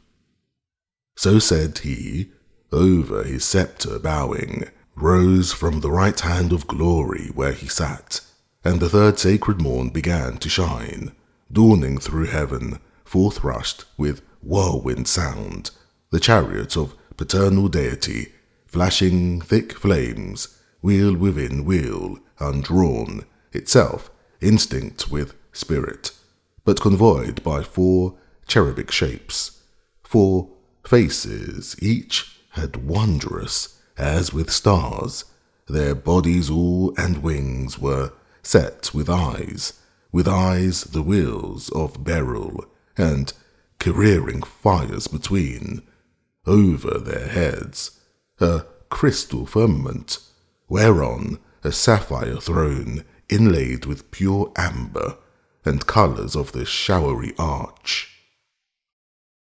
He, in celestial panoply, all armed of radiant Urim, work divinely wrought, ascended, At his right hand Victory sat eagle-winged, beside him hung his bow, and quiver with 3 bolted thunder stored, and from about him fierce effusion rolled of smoke and bickering flame and sparkles dire, attended with 10,000 saints. He onward came, far off his coming shone, and 20,000, I their number heard. Chariots of God, half on each hand, were seen. He on the wings of cherub rode, sublime, on the crystalline sky, in sapphire throned, illustrious far and wide, but by his own first seen, them unexpected joy surprised, when the great ensign of Messiah blazed aloft by angels borne, his sign in heaven, under whose conduct Michael soon reduced his army, circumfused on either wing, under their head embodied all in one.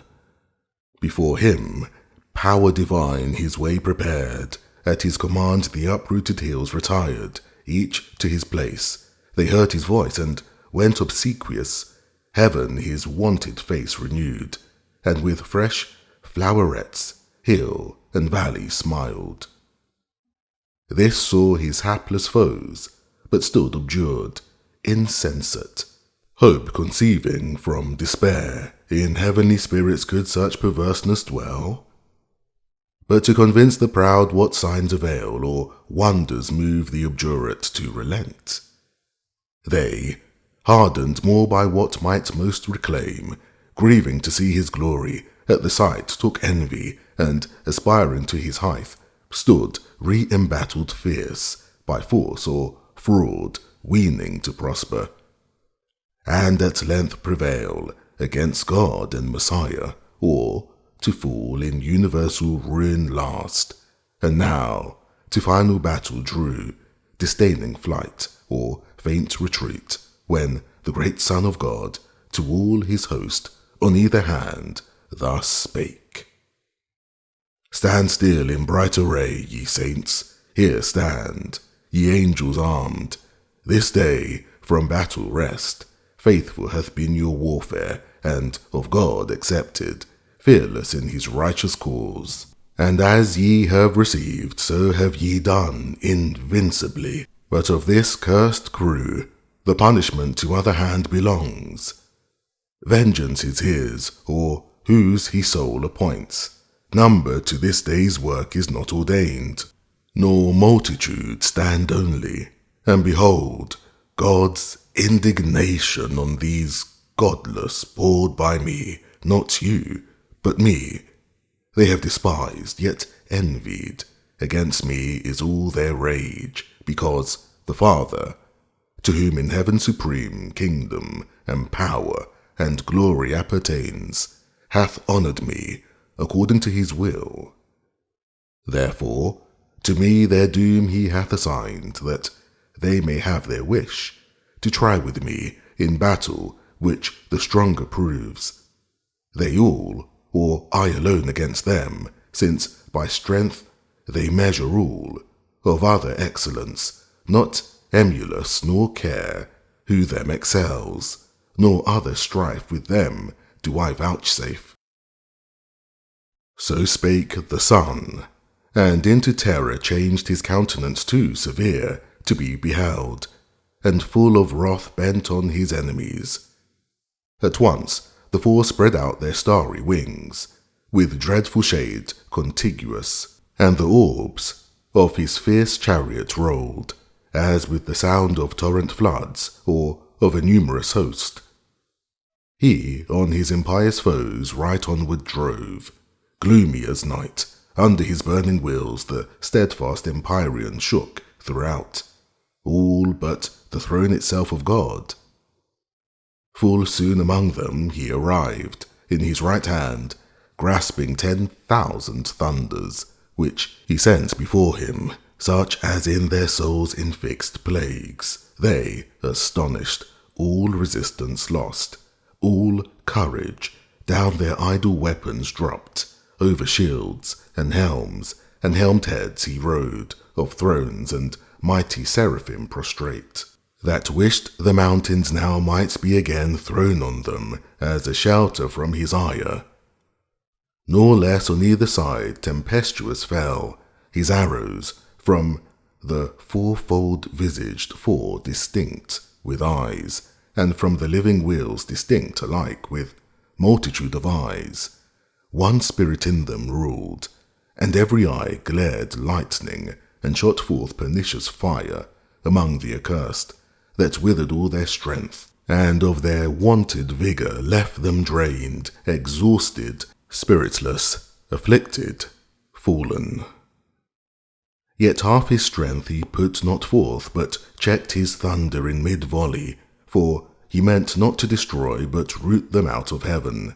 The overthrown he raised, and as a herd of goats or timorous flock together thronged, drove them before him thunderstruck, pursued with terrors and with furies, to the bounds and crystal wall of heaven, which, opening wide, rolled inward, and the spacious gap disclosed into the wasteful deep. The monstrous sight struck them with horror backward, but far worse urged them behind. Headlong themselves they threw down from the verge of heaven. Eternal wrath burnt after them to the bottomless pit. Hell heard the unsufferable noise. Hell saw heaven ruining from heaven, and would have fled affrighted, but strict fate had cast too deep her dark foundations, and too fast had bound. 9 days they fell, confounded chaos roared, and felt tenfold confusion in their fall, through his wild anarchy. So huge a rout encumbered him with ruin. Hell at last yawning, received them whole, and on them closed. Hell, their fit habitation, fraught with fire unquenchable, the house of woe and pain. Disburdened heaven rejoiced, and soon repaired her mural breach, returning whence it rolled. Sole victor from the expulsion of his foes, Messiah his triumphal chariot turned, to meet him with his saints, who silent stood, eye-witnesses of his almighty acts. With jubilee advanced, and as they went shaded with branching palm, each order bright, sung triumph, and him sung victorious king, son, heir, and lord, to him dominion given, worthiest to reign. He celebrated, rode triumphant through mid-heaven, into the courts and temple of his mighty Father, throned on high, who into glory him received, where now he sits at the right hand of bliss. Thus measuring things in heaven by things on earth, at thy request, and that thou mayest beware, by what is past, to thee I have revealed what might have else to human race been hid. The discord which befell and war in heaven among the angelic powers, and the deep fall of those too high aspiring, who rebelled with Satan, he who envies now thy state, who now is plotting how he may seduce thee also from obedience, that with him, bereaved of happiness, thou mayest partake his punishment, eternal misery, which would be all his solace and revenge, as a despite done against the Most High, the once-to-gain companion of his woe. But listen not to his temptations, warn thy weaker. Let it profit thee to have heard, by terrible example, the reward of disobedience. Firm they might have stood, yet fell. Remember, and fear to transgress. Book 7. Descend from heaven, Urania, by that name if rightly thou art called, whose voice divine following, above the Olympian hill I saw, above the flight of Pegasian wing. The meaning, not the name, I call, for thou nor of the Muses 9, nor on the top of old Olympus dwellest, but heavenly born, before the hills appeared or fountain flowed, thou with eternal wisdom did converse. Wisdom, thy sister, and with her didst play in presence of the Almighty Father, pleased with thy celestial song, upled by thee into the heaven of heavens, I have presumed, an earthly guest, and drawn empyreal air, thy tempering, with like safety guided down, return me to my native element, lest, from this flying steed unreined, as once Bellerophon, though from a lower clime, dismounted, on the Elean field I fall, erroneous there to wander and forlorn, half yet remains unsung, but narrower bound within the visible diurnal sphere, standing on earth, not wrapped above the pole. More safe I sing with mortal voice, unchanged, to hoarse or mute, though fallen on evil days, though fallen, and evil tongues, in darkness, and with dangers compassed round, and solitude, yet not alone, while thou visitest my slumbers nightly, or when morn purples the east, still govern thou my song, Urania, and fit audience find, though few. But drive far off the barbarous dissonance of Bacchus and his revellers, the race of that wild rout that tore the Thracian bard in Rhodope, where woods and rocks had ears to rapture, till the savage clamour drowned both harp and voice, nor could the muse defend her son. So fail not thou, who thee implores, for thou art heavenly, she an empty dream. Say, goddess, what ensued when Raphael, the affable archangel, had forewarned Adam by dire example to beware apostasy, by what befell in heaven to those apostates, lest the like befall in paradise to Adam or his race, charged not to touch the interdicted tree. If they transgress, and slight that sole command, so easily obeyed amid the choice of all tastes else to please their appetite, though wandering. He, with his consorted Eve, the story heard attentive, and was filled with admiration and deep muse, to hear of things so high and strange, things to their thought so unimaginable as hate in heaven, and war so near the peace of God in bliss, with such confusion. But the evil, soon driven back, redounded as a flood on those from whom it sprung, impossible to mix with blessedness. Whence Adam soon repealed the doubt that in his heart arose, and now led on, yet sinless, with desire to know what nearer might concern him, how this world of heaven and earth conspicuous first began, when and whereof created, for what cause, what within Eden or without was done before his memory, as one whose drouth yet scarce allayed still eyes the current stream, whose liquid murmur heard new thirst excites, proceeded thus to ask his heavenly guest.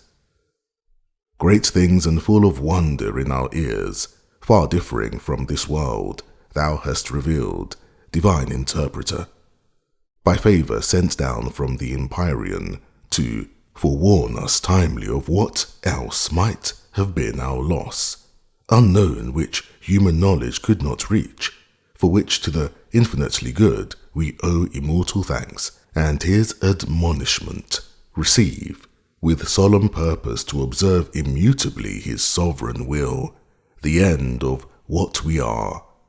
But since thou hast vouchsafed gently for our instruction to impart things above earthly thought, which yet concerned our knowing, as to highest wisdom seemed, deign to descend now lower, and relate what may no less perhaps avail us known, how first began this heaven which we behold, distant so high, with moving fires adorned innumerable, and this which yields or fills all space, the ambient air wide, interfused, embracing round this florid earth, what cause moved the Creator in his holy rest through all eternity, so late to build in chaos, and the work begun, how soon absolved, if unforbid thou mayest unfold what we, not to explore the secrets, ask of his eternal empire, but the more to magnify his works, the more we know.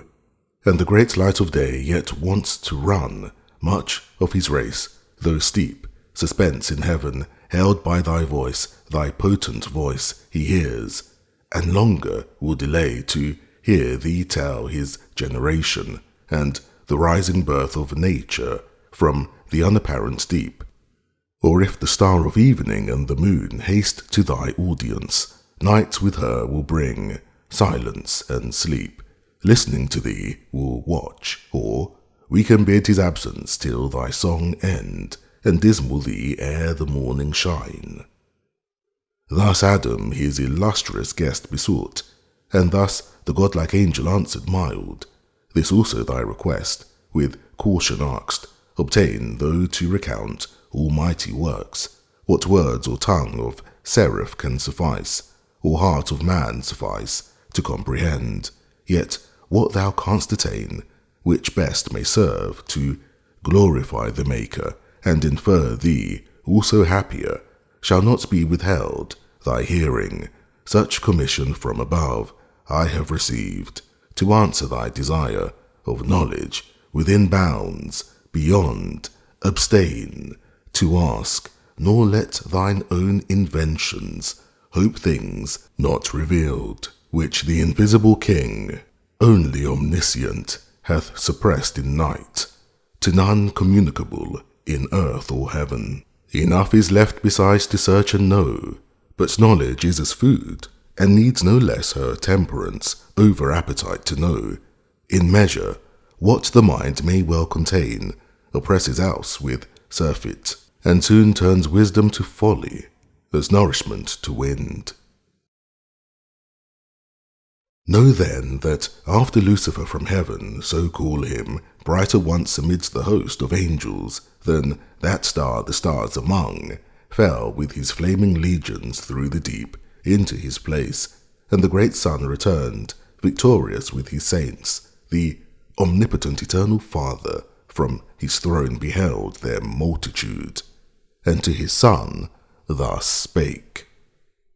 At least our envious foe hath failed, who thought all like himself rebellious, by whose aid this inaccessible high strength, the seat of deity supreme, us dispossessed, he trusted to have seized, and into fraud drew many, whom their place knows here no more. Yet far the greater part have kept, I see, their station, heaven, yet populous retains number sufficient to possess her realms, though wide and this high temple to frequent with ministries due and solemn rites. But lest his heart exalt him in the harm already done, to have dispeopled heaven, my damage fondly deemed, I can repair that detriment, if such it be to lose self-lost, and in a moment will create another world, out of one man a race of men innumerable, there to dwell, not here till by degrees of merit raised, they open to themselves at length the way up hither, under long obedience tried, and earth be changed to heaven, and heaven to earth, one kingdom, joy, and union without end. Meanwhile inhabit lax, ye powers of heaven, and thou my word, begotten Son, by thee this I perform, speak thou, and be it done. My overshadowing spirit and might with thee I send along, ride forth, and bid the deep within appointed bounds be heaven and earth, boundless the deep, because I am who feel infinitude, nor vacuous the space, though I, uncircumscribed myself, retire, and put not forth my goodness, which is free to act or not. Necessity and chance approach not me, and what I will is fate. So spake the Almighty, and to what he spake, his word, the filial Godhead, gave effect. Immediate are the acts of God, more swift than time or motion, but to human ears cannot without process or speech be told. So told as earthly notion can receive. Great, triumph and rejoicing was in heaven. When such was heard declared the Almighty's will, glory they sung to the Most High, goodwill to future men, and in their dwellings peace, glory to him whose just avenging ire had driven out the ungodly from his sight, and the habitations of the just. To him glory and praise, whose wisdom had ordained good out of evil, to create, instead of spirits malign, a better race, to bring into their vacant room and thence diffuse his good to worlds and ages infinite. So sang the hierarchies. Meanwhile the sun on his great expedition now appeared, girt with omnipotence, with radiance crowned of majesty divine, sapience and love immense, and all his Father in him shone.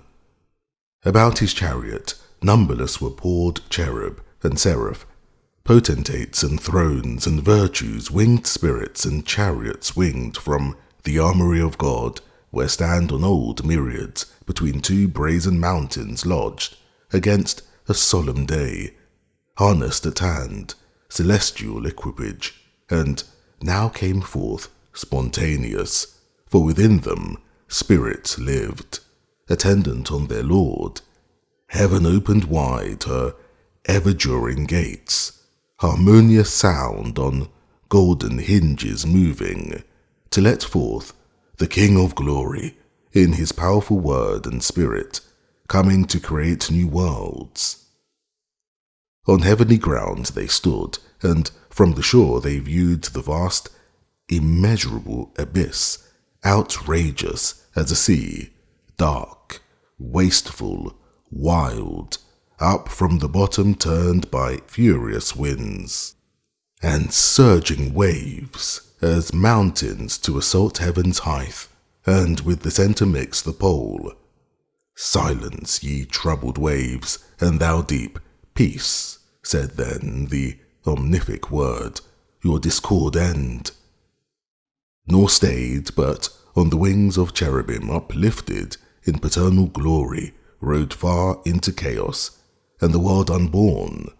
For chaos heard his voice, him, all his train, followed in bright procession, to behold creation and the wonders of his might.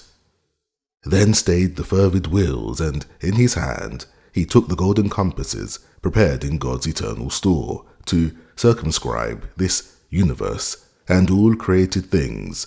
One foot he centered, and the other turned round through the vast profundity obscure, and said, Thus far extend, thus far thy bounds, this be thy just circumference, O world. Thus God the heaven created, thus the earth, matter unformed and void, darkness profound, covered the abyss. But on the watery calm his brooding wings the Spirit of God outspread, and vital virtue infused, and vital warmth throughout the fluid mass, but downward purged the black Tartarus cold infernal dregs, adverse to life, then founded, then conglobed, like things to like, the rest to several place disparted, and between spun out the air, and earth self-balanced on her centre hung. Let there be light, said God, and forthwith light ethereal, first of things, quintessence pure, sprung from the deep, and from her native east, to journey through the airy gloom began. Sphered in a radiant cloud, for yet the sun was not. She in a cloudy tabernacle sojourned the while. God saw the light was good, and light from darkness by the hemisphere divided, light the day, and darkness night he named. Thus was the first day, even and morn, nor passed uncelebrated, nor unsung by the celestial choirs, when, orient light exhaling first from darkness, they beheld, birthday of heaven and earth, with joy and shout. The hollow universal orb they filled, and touched their golden harps, and hymning praised God and his works, Creator hymn they sung, both when first evening was and when first morn. Again God said, Let there be firmament amid the waters, and let it divide the waters from the waters, and God made the firmament expanse of liquid, pure, transparent, elemental air, diffused in circuit to the uttermost convex of this great round, partition firm and sure, the waters underneath from those above dividing, for as earth, so he the world built on circumfluous waters calm, in wide crystalline ocean, and the loud misrule of chaos far removed, less fierce extremes, contiguous might distemper the whole frame, and heaven he named the firmament. So even and morning, chorus, sung the second day. The earth was formed, but in the womb as yet of waters embryon immature involved. Appeared not over all the face of earth, main ocean flowed, not idle but with warm, prolific humour, softening all her globe, fermented the great mother to conceive, satiate with genial moisture, when God said, Be gathered now, ye waters, under heaven, into one place, and let dry land appear. Immediately the mountains huge appear emergent, and their broad bare backs upheave into the clouds. Their tops ascend the sky, so high as heaved the tumid hills, so low down sunk a hollow bottom broad and deep, capacious bed of waters. Thither they hastened with glad precipitance, uprolled, as drops on dust conglobing from the dry, part rise in crystal wall or ridge direct. For haste, such flight the great command impressed on the swift floods, as armies at the call of trumpet.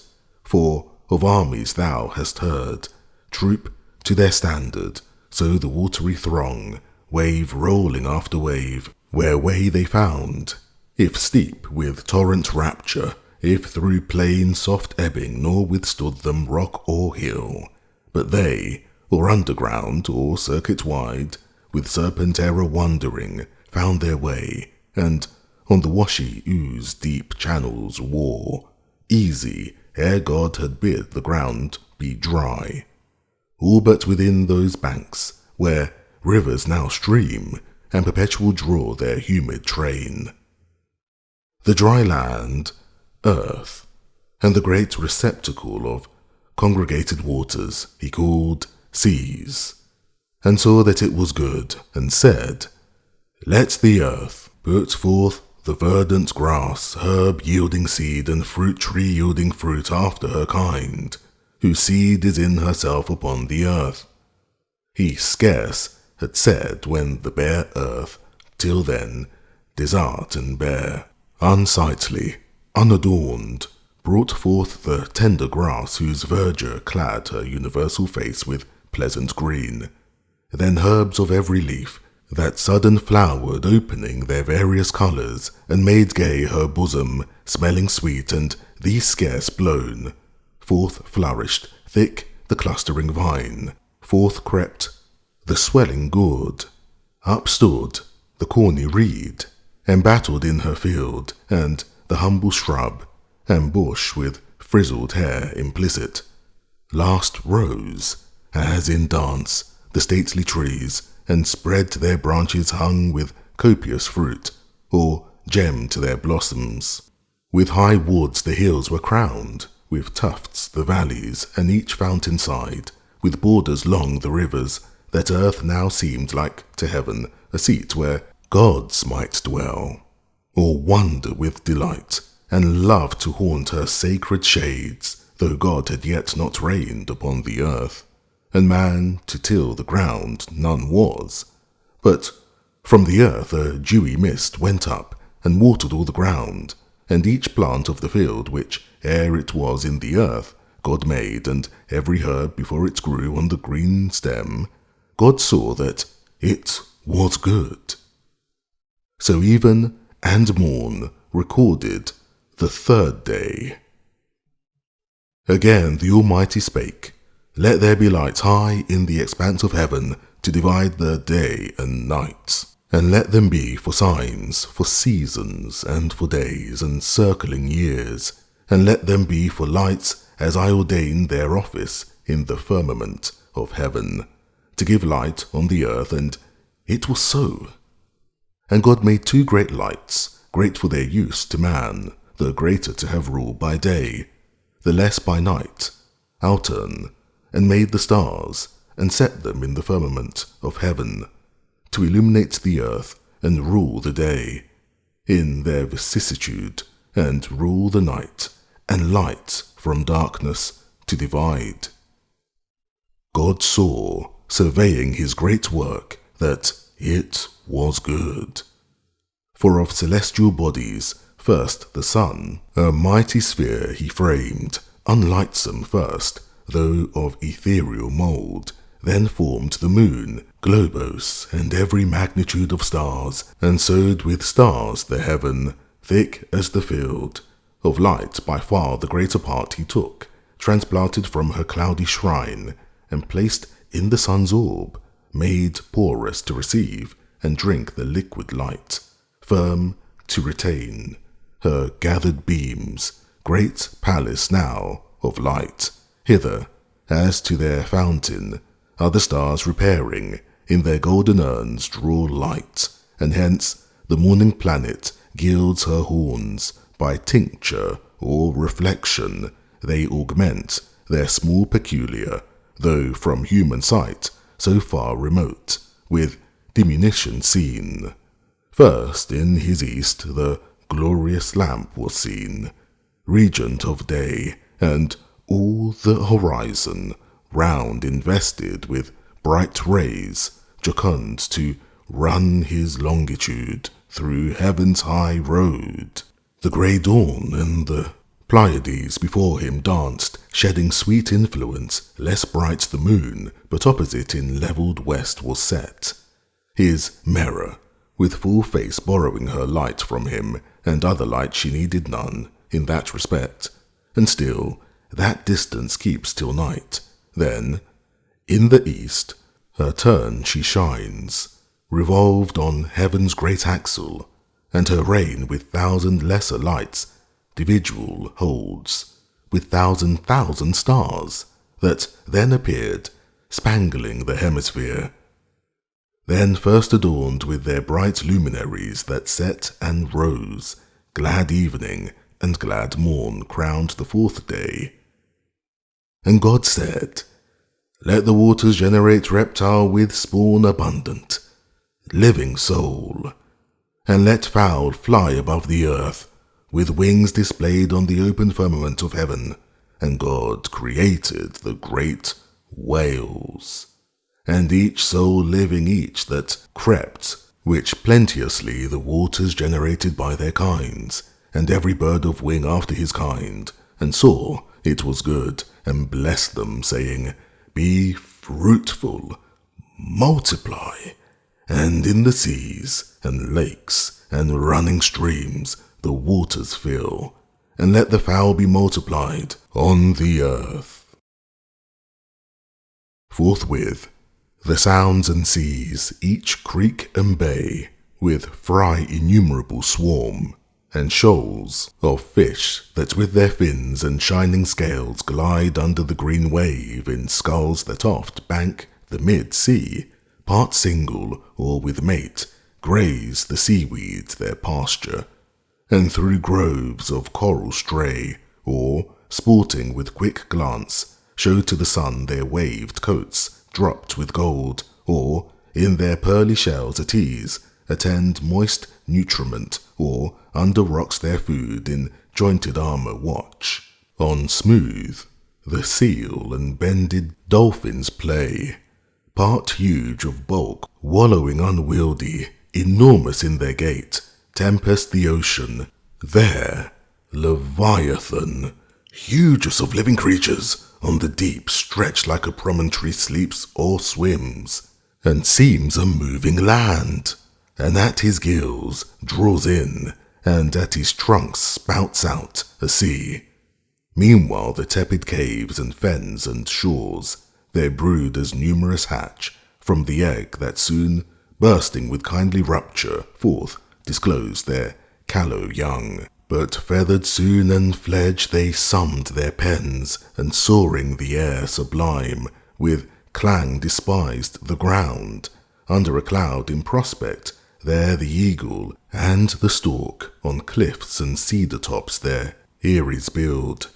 Part loosely wing the region, part more wise in common, ranged in figure, wedge their way, intelligent of seasons, and set forth their airy caravan, high overseas flying and overlands with mutual wing easing their flight. So steers the prudent crane her annual voyage, borne on winds, the air floats as they pass, fanned with unnumbered plumes. From branch to branch, the smaller birds with song solaced the woods, and spread their painted wings till even. Nor then the solemn nightingale ceased warbling, but all night turned her soft lays. Others, on silver lakes and rivers, bathed their downy breast, the swan with arched neck. Between her white wings mantling proudly, rose her state, with oary feet, yet oft they quit the dank, and rising on stiff pennons, tower the mid-aerial sky. Others on ground walked firm, the crested cock whose clarion sounds the silent hours, and the other whose grey train adorns him, coloured with the florid hue of rainbows and starry eyes. The waters, thus, with fish replenished, and the air with fowl, evening and morn solemnized the 5th day. The 6th, and of creation last, arose with evening harps and matin, when God said, "Let the earth bring forth soul living in her kind, cattle and creeping things, and beast of the earth, each in their kind." The earth obeyed, and straight opening her fertile womb, teemed at the birth innumerous living creatures, perfect forms, limbed and full grown. Out of the ground uprose, as from his lair, the wild beast where he wons, in forest wild, in thicket, brake, or den. Among the trees in pairs they rose, they walked, the cattle in the fields and meadows green, those rare and solitary, these in flocks, pasturing at once, and in broad herds upsprung. The grassy clods now carved, now half appeared the tawny lion, pawing to get free his hinder parts, then springs as broke from bonds, and rampant shakes his brinded mane, the ounce, the leopard, and the tiger, as the mole rising, the crumbled earth above them threw in hillocks. The swift stag from underground bore up his branching head, scarce from his mould behemoth biggest born of earth, upheaved his vastness, fleeced the flocks, and bleating rose, as plants ambiguous between sea and land, the river horse and scaly crocodile. At once came forth whatever creeps the ground, insect or worm. Those waved their limber fans for wings, and smallest lineaments exact, in all the liveries decked of summer's pride, with spots of gold and purple, azure and green. These, as a line, their long dimension drew, streaking the ground with sinuous trace, not all minims of nature, some of serpent kind, wondrous in length and corpulence, involved their snaky folds and added wings. First crept the parsimonious emmet, provident of future, in small room large heart enclosed.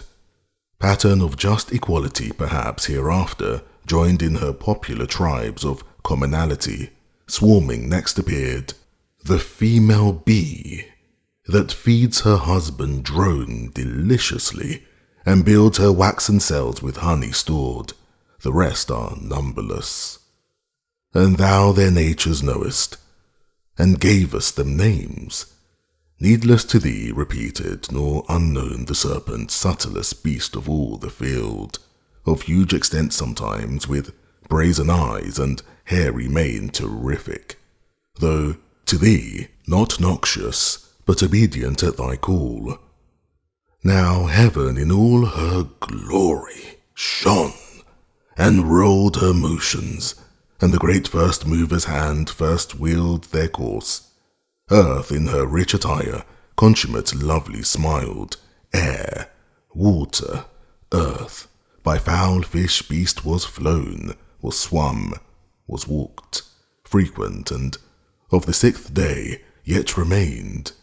There wanted yet the master work, the end of all yet done, a creature who, not prone and brute as other creatures, but endured with sanctity of reason, might erect his stature, and, upright with front serene, govern the rest, self-knowing, and from thence magnanimous, to correspond with heaven, but grateful to acknowledge whence his good descends, thither with heart and voice and eyes directed in devotion, to adore and worship God supreme, who made him chief of all his works.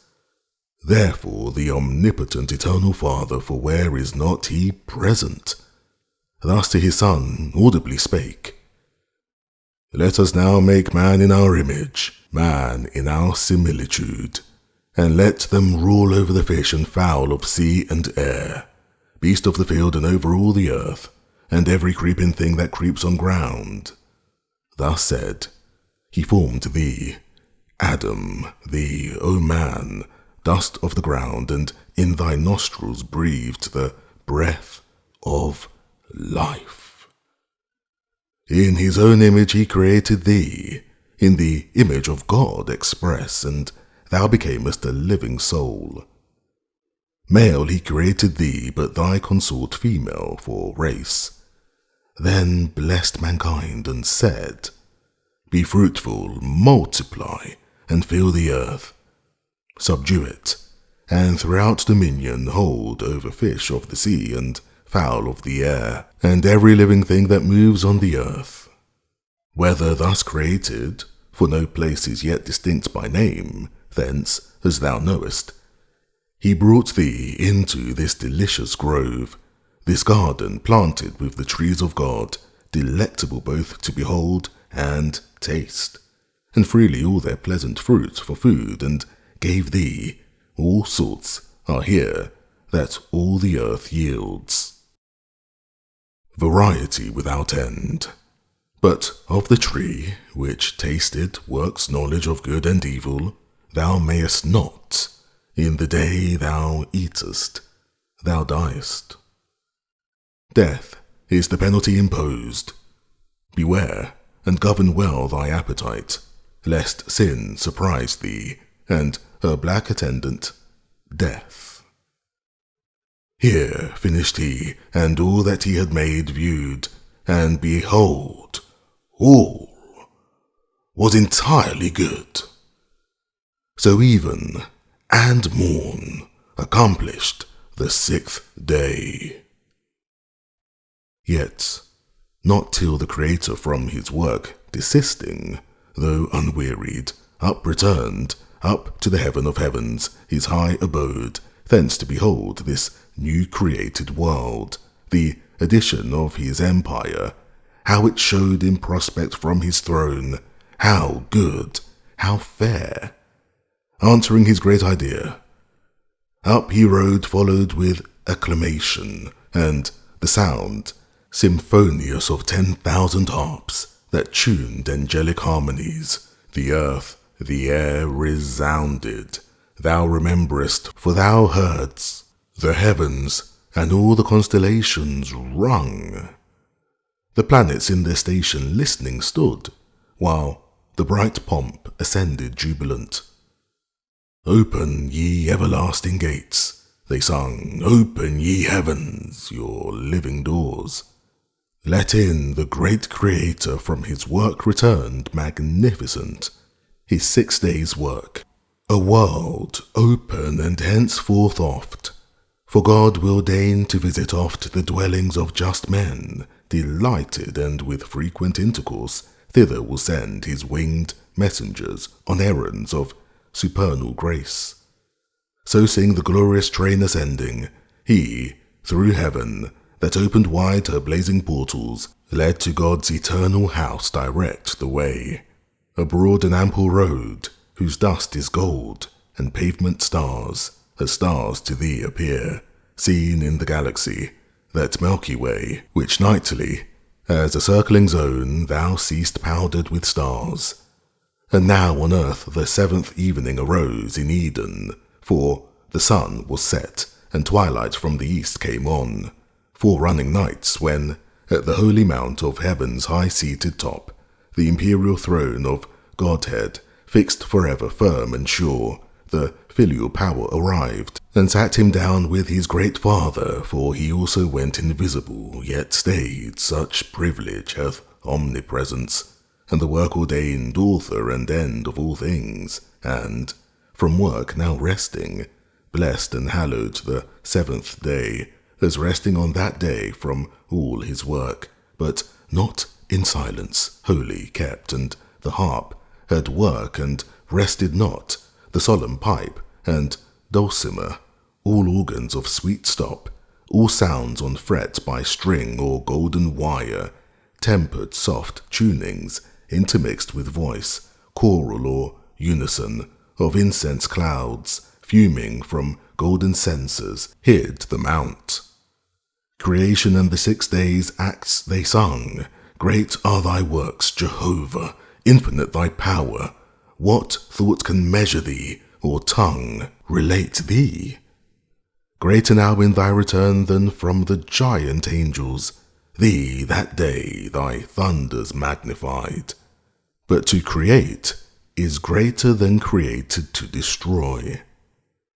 Who can impair thee, mighty king, or bound thy empire?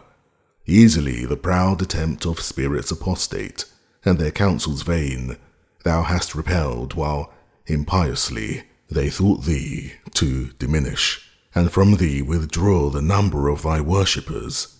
Who seeks to lessen thee, against his purpose serves to manifest the more thy might.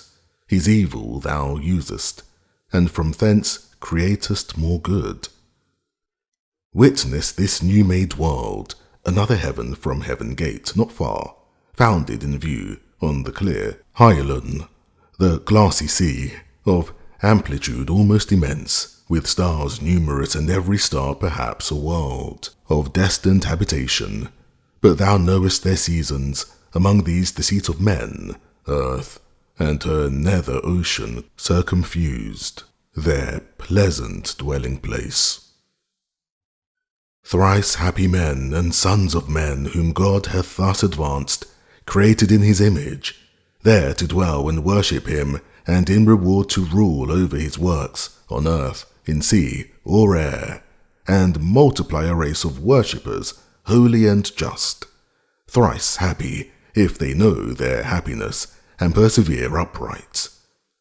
So sung they, and the empyrean rung, with hallelujahs. Thus was Sabbath kept. And thy request think now fulfilled, that asked how first the world and face of things began, and what before thy memory was done from the beginning, that posterity, informed by thee, might know, if else thou seekest aught, not surpassing human measure, say. Book 8. The angel ended, and in Adam's ear so charming left his voice that he a while thought him still speaking, still stood fixed to hear. Then, as new waked, thus gratefully replied, What thanks sufficient or what recompense equal have I to render thee, divine historian, who thus largely hast delayed the thirst I had of knowledge, and vouchsafed this friendly condescension to relate things else by me unsearchable, now heard with wonder, but delight, and, as is due, with glory attributed to the high Creator.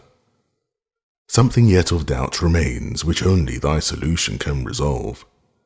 When I behold this goodly frame, this world of heaven and earth, consisting and compute their magnitudes, this earth, a spot, a grain, an atom, with the firmament compared, and all her numbered stars, that seem to roll spaces incomprehensible, for such their distant argues, and their swift return diurnal, merely to officiate light round this opacous earth, this punctual spot, one day and night, in all her vast survey, useless besides, reasoning eye oft admire how nature, wise and frugal, could commit such disproportions with superfluous hand, so many nobler bodies to create, for aught appears, and on their orbs impose such restless revolution day by day, repeated, while the sedentary earth, that better might with far less compass move, served by more noble than herself, attains her end without least motion, and receives as tribute such a sumless journey brought of incorporeal speed, her warmth and light, speed, to describe whose swiftness number fails. So spake our sire, and by his countenance seemed entering on studious thoughts abstruse, which Eve perceiving, where she sat retired in sight, with lowliness majestic from her seat, and grace that one who saw to wish her stay, rose, and went forth among her fruits and flowers, to visit how they prospered, bud and bloom. Her nursery, they at her coming sprung, and touched by her fair tendance, gladlier grew. Yet, when she not, as not with such discourse delighted, or not capable her ear of what was high, such pleasure she reserved. Adam relating, she sole auditress, her husband the relator, she preferred before the angel, and of him to ask, chose rather he, she knew, would intermix grateful digressions, and solve high dispute with conjugal caresses from his lip. Not words alone pleased her. Oh, when met now such pairs in love and mutual honour joined. With goddess-like demeanour forth she went, not unattended, for on her, as queen, a pomp of winning graces waited still, and from about her shot darts of desire, into all eyes, and to wish her still in sight.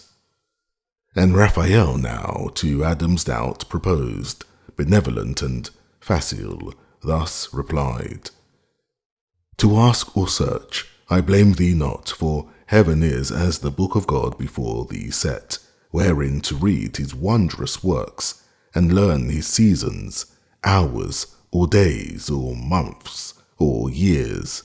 This to attain, whether heaven move or earth, imports not, if thou reckon right.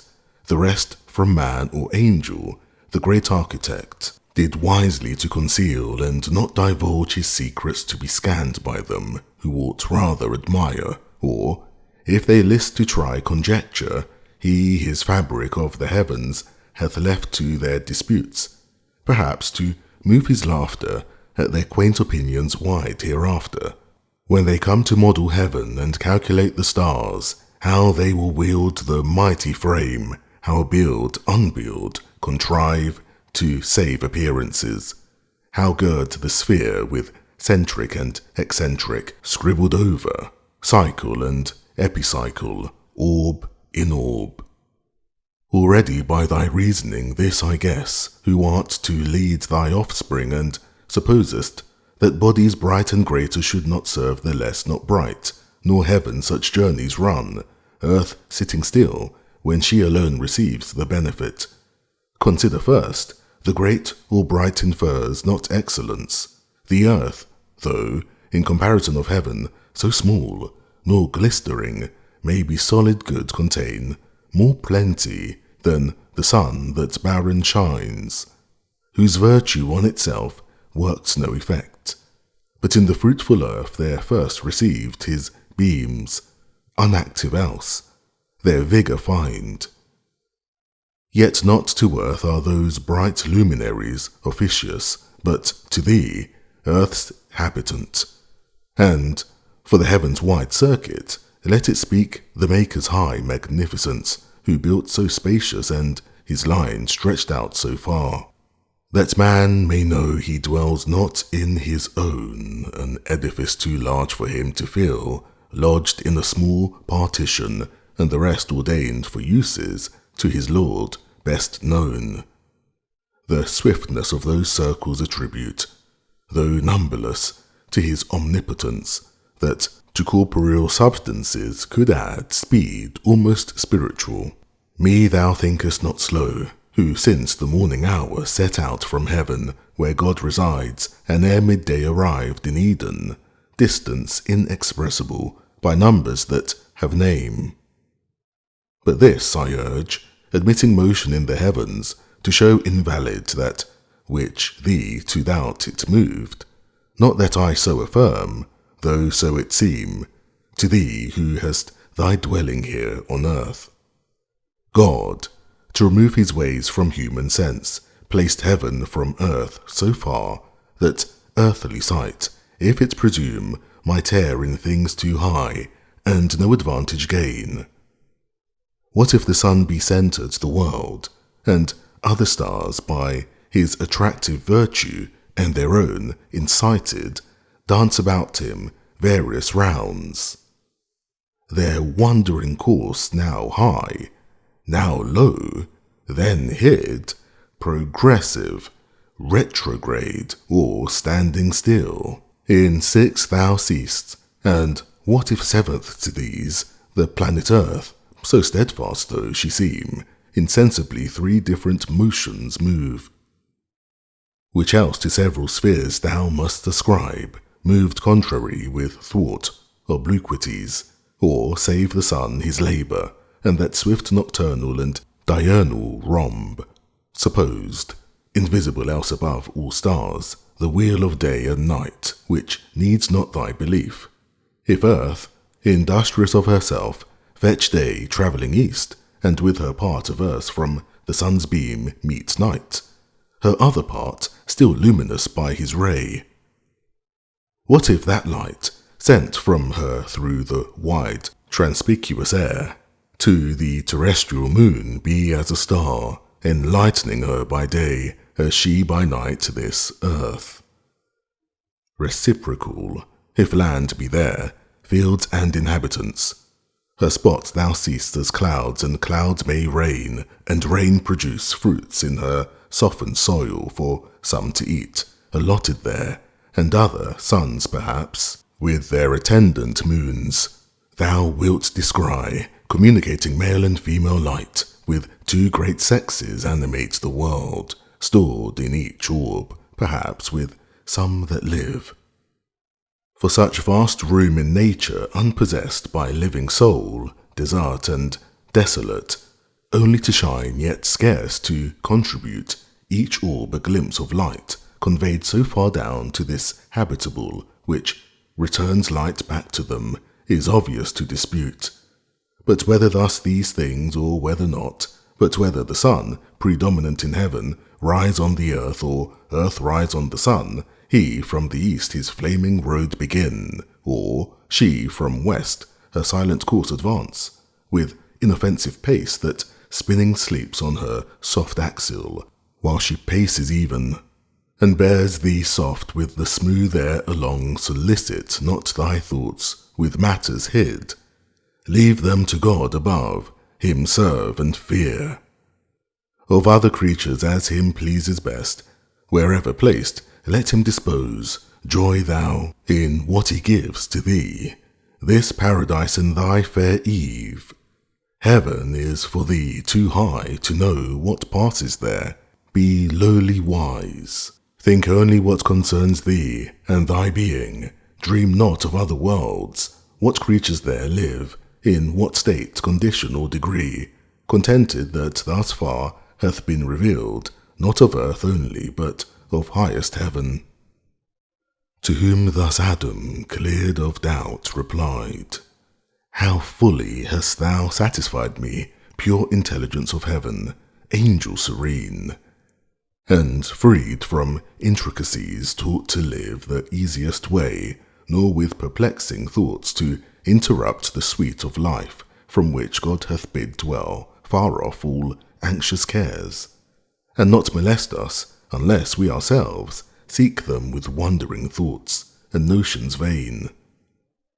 But apt the mind or fancy is to rove unchecked, and of her roving is no end, till warned or by experience taught she learn that not to know at large of things remote from use, obscure and subtle, but to know that which before us lies in daily life, is the prime wisdom. What is more is fume or emptiness or fond impertinence, and renders us in things that most concern unpractised, unprepared, and still to seek. Therefore, from this high pitch let us descend a lower flight, and speak of things at hand useful, whence haply mention may arise of something not unseasonable to ask, by sufferance, and thy wonted favour deigned.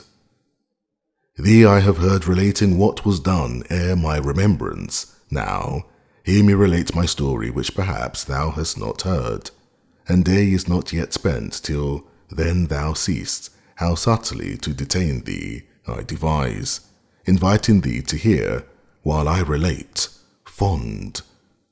Were it not in hope of thy reply, for while I sit with thee, I seem in heaven, and sweeter thy discourse is to my ear than fruits of palm trees, pleasantest to thirst and hunger both from labour.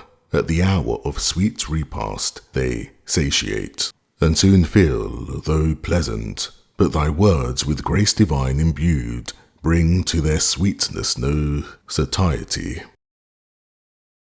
To whom thus Raphael answered heavenly meek, Nor are thy lips ungraceful, sire of men, nor tongue ineloquent, for God on thee abundantly his gifts hath also poured, inward and outward both, his image fair, speaking or mute, all comeliness and grace attends thee, and each word, each motion, forms, nor less think we in heaven of thee on earth, than of our fellow servant, and inquire gladly into the ways of God with man, for God, we see, hath honoured thee, and set on man his equal love. Say therefore on, for I that day was absent, as Bethel, bound on a voyage uncouth and obscure, far on excursion toward the gates of hell, squandered in full legion such command we had, to see that none thence issued forth a spy or enemy, while God was in his work, lest he, incensed at such eruption bold, destruction with creation might have mixed.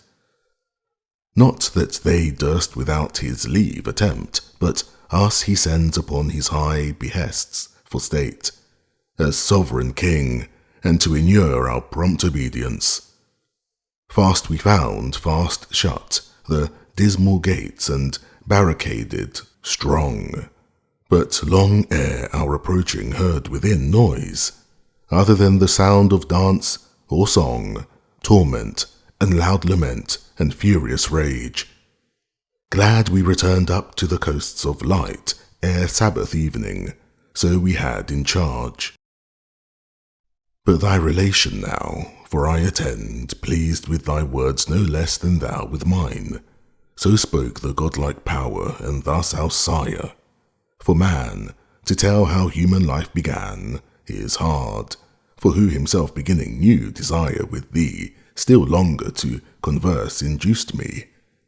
As new waked from soundest sleep, soft on the flowery herb I found me laid, in balmy sweat, which with his beams the sun soon dried, and on the reeking moisture fed. Straight toward heaven my wondering eyes I turned, and gazed awhile the ample sky, till, raised by quick instinctive motion, up I sprung, as thitherward endeavouring, and upright stood on my feet. About me round I saw hill dale, and shady woods, and sunny plains, and liquid laps of murmuring streams by these, creatures that lived and moved and walked or flew, birds on the branches warbling, all things smiled with fragrance, and with joy my heart overflowed. Myself I then perused, and limb by limb surveyed, and sometimes went and sometimes ran with supple joints, as lively vigour led. But who I was, or where, or from what cause knew not. To speak I tried, and forthwith spake. My tongue obeyed, and readily could name whatever I saw. Thou sun, said I, fair light, and thou enlightened earth, so fresh and gay, ye hills and dales, ye rivers, woods and plains, and ye that live and move, fair creatures, tell if ye saw how I came thus, how here. Not of myself, by some great maker then, in goodness and in power preeminent. Tell me, how may I know him, how adore, from whom I have, that thus I move and live, and feel that I am happier that I know. While thus I called, and strayed I knew not whither, from where I first drew air, and first beheld this happy light, when answer none returned. On a green shady bank, profuse of flowers, pensive I sat me down. There gentle sleep first found me, and with soft oppression seized my drowsed sense, untroubled though I thought. I then was passing to my former state insensible, and forthwith to dissolve, when suddenly stood at my head a dream, whose inward apparition gently moved my fancy to believe I yet had being, and lived. One came, methought, of shape divine, and said, Thy mansion wants thee, Adam, rise, first man of men innumerable ordained first father, called by thee. I come thy guide to the garden of bliss, thy seat prepared.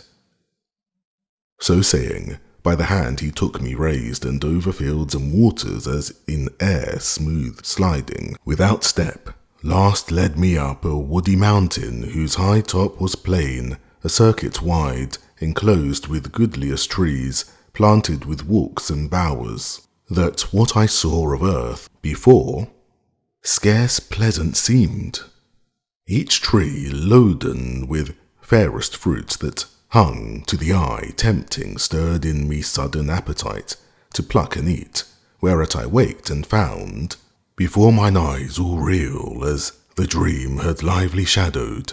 Here had new begun my wandering, had not he, who was my guide up hither, from among the trees appeared, presence divine.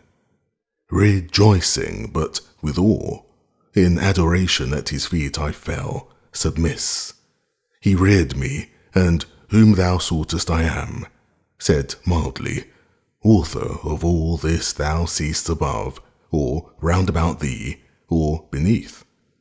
This paradise I give thee, count it thine to till and keep, and of the fruit to eat. And every tree that in the garden grows, eat freely with glad heart, fear here no dearth. But of the tree whose operation brings knowledge of good and ill, which I have set the pledge of thy obedience and thy faith, amid the garden by the tree of life, remember what I warn thee, shun to taste, and shun the bitter consequence, for know, the day thou eatest thereof, my sole command, transgressed, inevitably thou shalt die. From that day mortal, and this happy state, shall lose, expelled from hence into the world of woe and sorrow. Sternly he pronounced the rigid interdiction which resounds yet dreadful in mine ear, though in my choice not to incur, but soon his clear aspect returned, and gracious purpose thus renewed. Not only these fair bounds, but all the earth to thee and to thy race I give, as lords possess it, and all things that therein live, or live in sea or air, beast, fish, and fowl. In sign whereof each bird and beast behold after their kinds, I bring them to receive from their names, and pay thee fealty with low subjection. Understand the same of fish within their watery residence, not hither summoned, since they cannot change their element to draw the thinner air. As thus he spake, each bird and beast behold, approaching two and two, these cowering low with blandishment. Each bird stooped on his wing. I named them as they passed, and understood their nature. With such knowledge God endured my sudden apprehension. But in these I found not what methought I wanted still, and to the heavenly vision thus presumed. Oh, by what nature, for thou above all these, above mankind, for aught than mankind higher, surpassest far my naming. How may I adore thee, author of this universe, and all this good to man? For whose well-being, so amply, and with hand so liberal, thou hast provided all things. But with me, I see not who partakes. In solitude, what happiness who can enjoy alone, or, all enjoying, what contentment find? Thus I presumptuous, and the vision bright, as with a smile more brightened, thus replied, What callest thou solitude? Is not the earth with various living creatures, and the air replenished, and all these at thy command, to come and play before thee? Knowest thou not their language and their ways? They also know, and reason not contemptibly. With these find pastime, and bear rule. Thy realm is large. So spake the universal Lord, and seemed, so ordering I, with leave of speech implored, and humble deprecation, thus replied. Let not my words offend thee, heavenly power, my maker. Be propitious while I speak. Hast thou not made me here thy substitute, and these inferior far beneath me set? Among unequals, what society can sort? What harmony, or what true delight? Which must be mutual, in portion due given and received, but in disparity, the one intense, the other still remiss, cannot well suit with either, but soon prove tedious alike.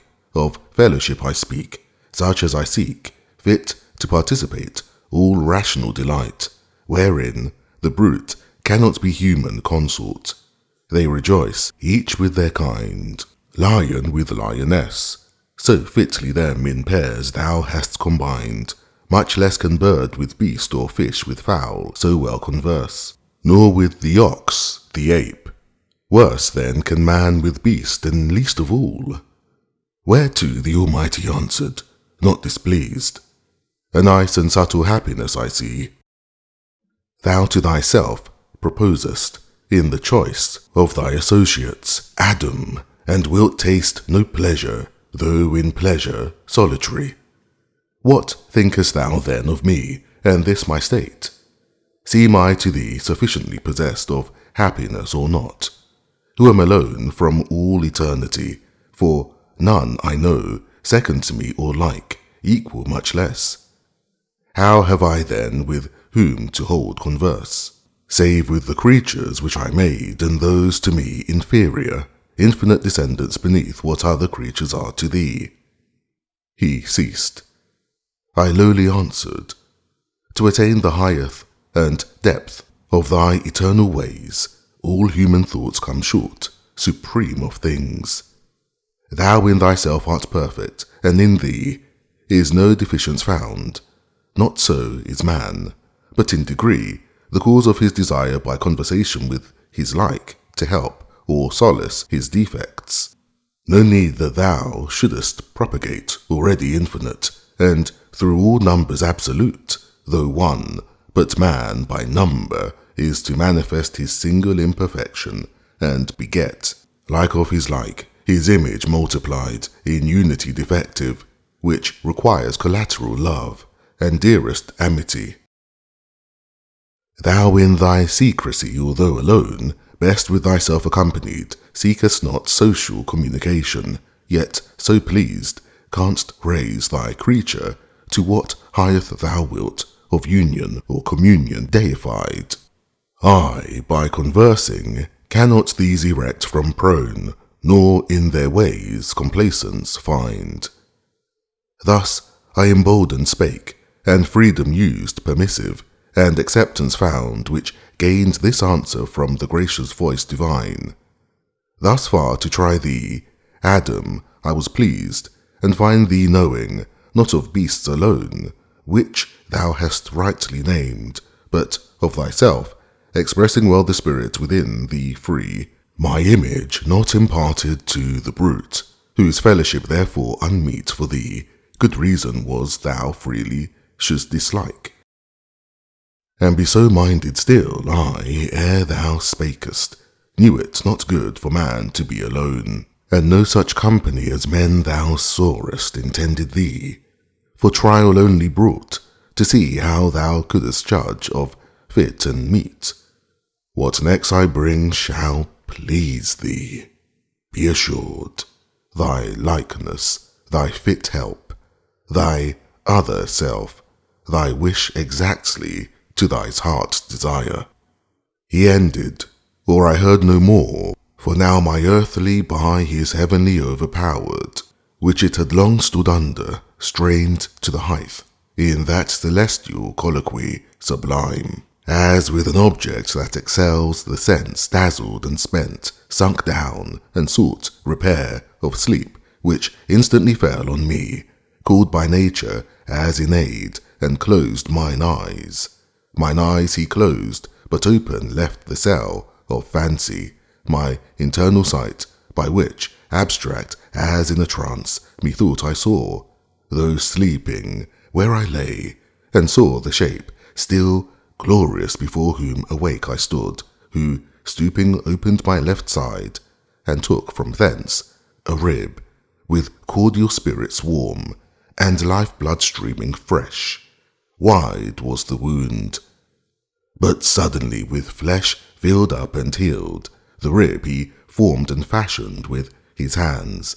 Under his forming hands a creature grew, man-like, but different sex, so lovely and fair, that what seemed fair in all the world seemed now mean, more in her summed up, in her contained, and in her looks, which from that time infused sweetness into my heart, unfelt before, and into all things from her air inspired the spirit of love and amorous delight. She disappeared and left me dark. I waked to find her, or forever to deplore her loss, and other pleasures all abjure, when, out of hope, behold her, not far off, such as I saw her in my dream, adorned with that all earth or heaven could bestow, to make her amiable. On she came, led by her heavenly Maker, though unseen and guided by his voice, nor uninformed of nuptial sanctity and marriage rites. Grace was in all her steps, heaven in her eye, in every gesture, dignity and love. I, overjoyed, could not forbear aloud.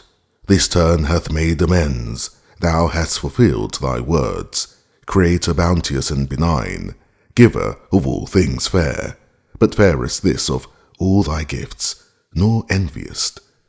I now see, bone of my bone, flesh of my flesh, myself before me.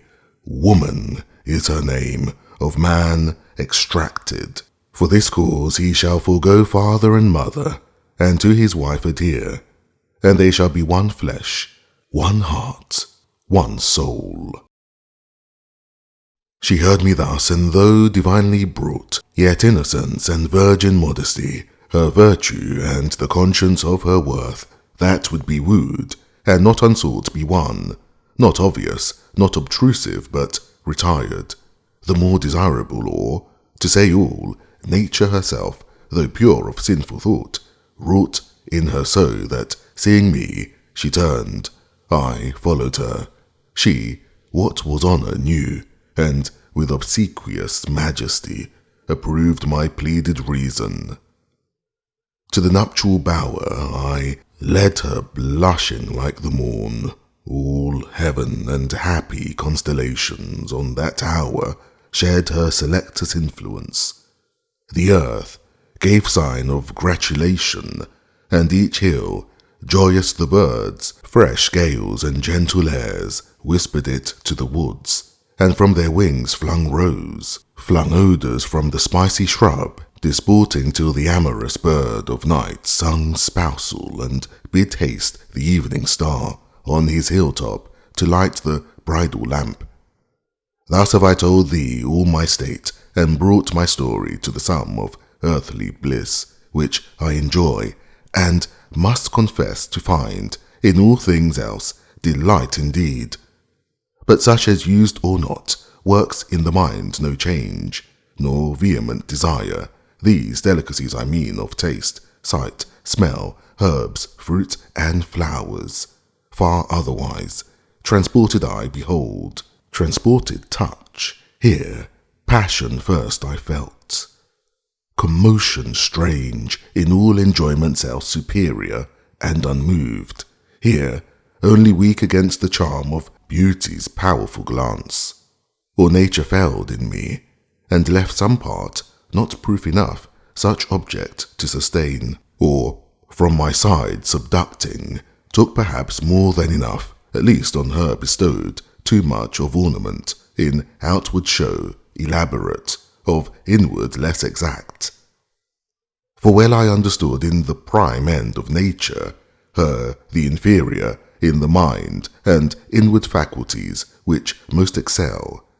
In outward also her resembling less his image, who made both, and less expressing the character of that dominion given over other creatures.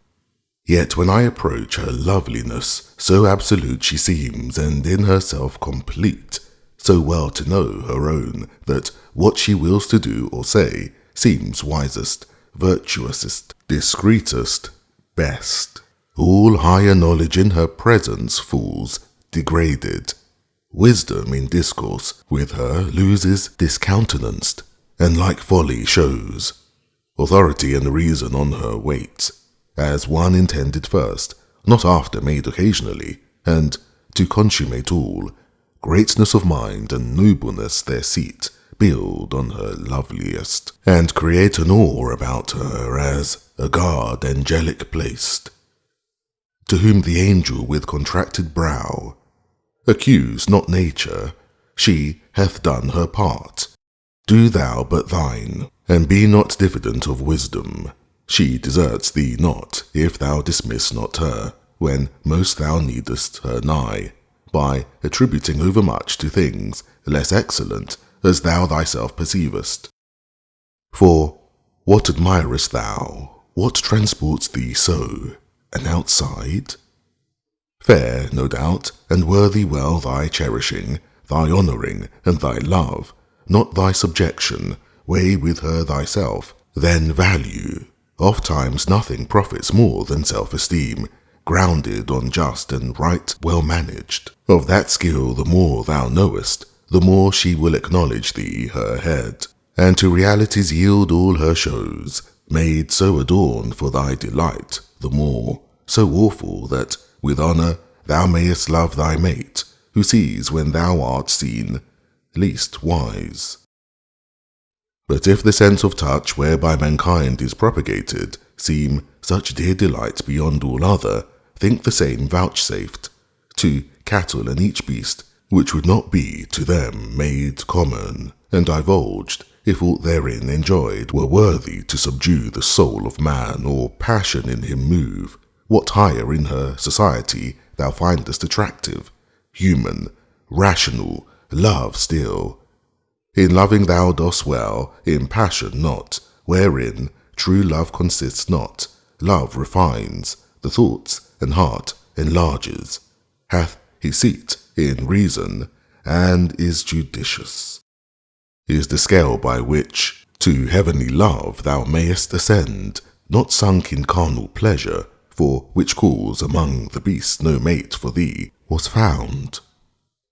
To whom thus, half abashed, Adam replied, Neither her outside form so fair, nor aught in procreation common to all kinds, though higher of the genial bed, by far, and with the mysterious reverence I deem those thousand decencies that daily flow from all her words and actions mixed with love and sweet compliance, which declare unfeigned union of mind, or in us both one soul, harmony to behold in wedded pair, more grateful than harmonious sound to the ear. Yet these subject not, I to thee disclose what inward thence I feel, not therefore foiled to meet with various objects, from the sense variously representing, yet still free, approve the best, and follow what I approve, to love. Thou blamest me not, for love, thou sayest, leads up to heaven, is both the way and guide. Bear with me then, if lawful what I ask, love not the heavenly spirits, and how their love express they? By looks only? Or do they mix irradiance, virtual or immediate touch?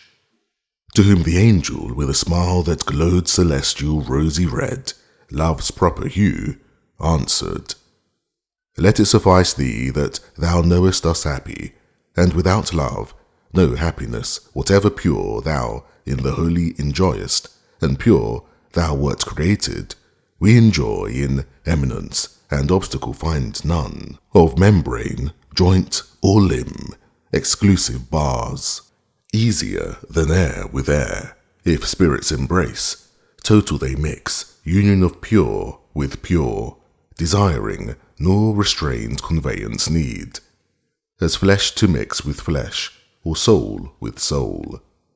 But I can now no more, the parting sun beyond the earth's green cape and verdant isles, Hesperian sets, my signal to depart.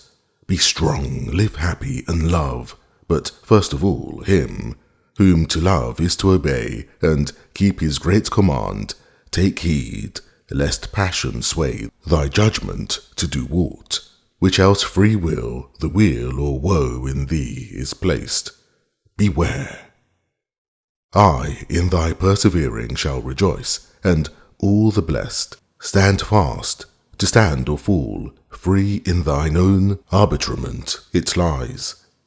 Perfect within, no onward aid require, and all temptation to transgress repel. So saying, he arose, whom Adam thus followed with benediction. Since to part, go, heavenly guest, ethereal messenger, sent from whose sovereign goodness I adore. Thy condescension and shall be honoured ever with grateful memory. Thou to mankind be good and friendly still, and off return. So parted they, the angel up to heaven from the thick shade, and Adam to his bower.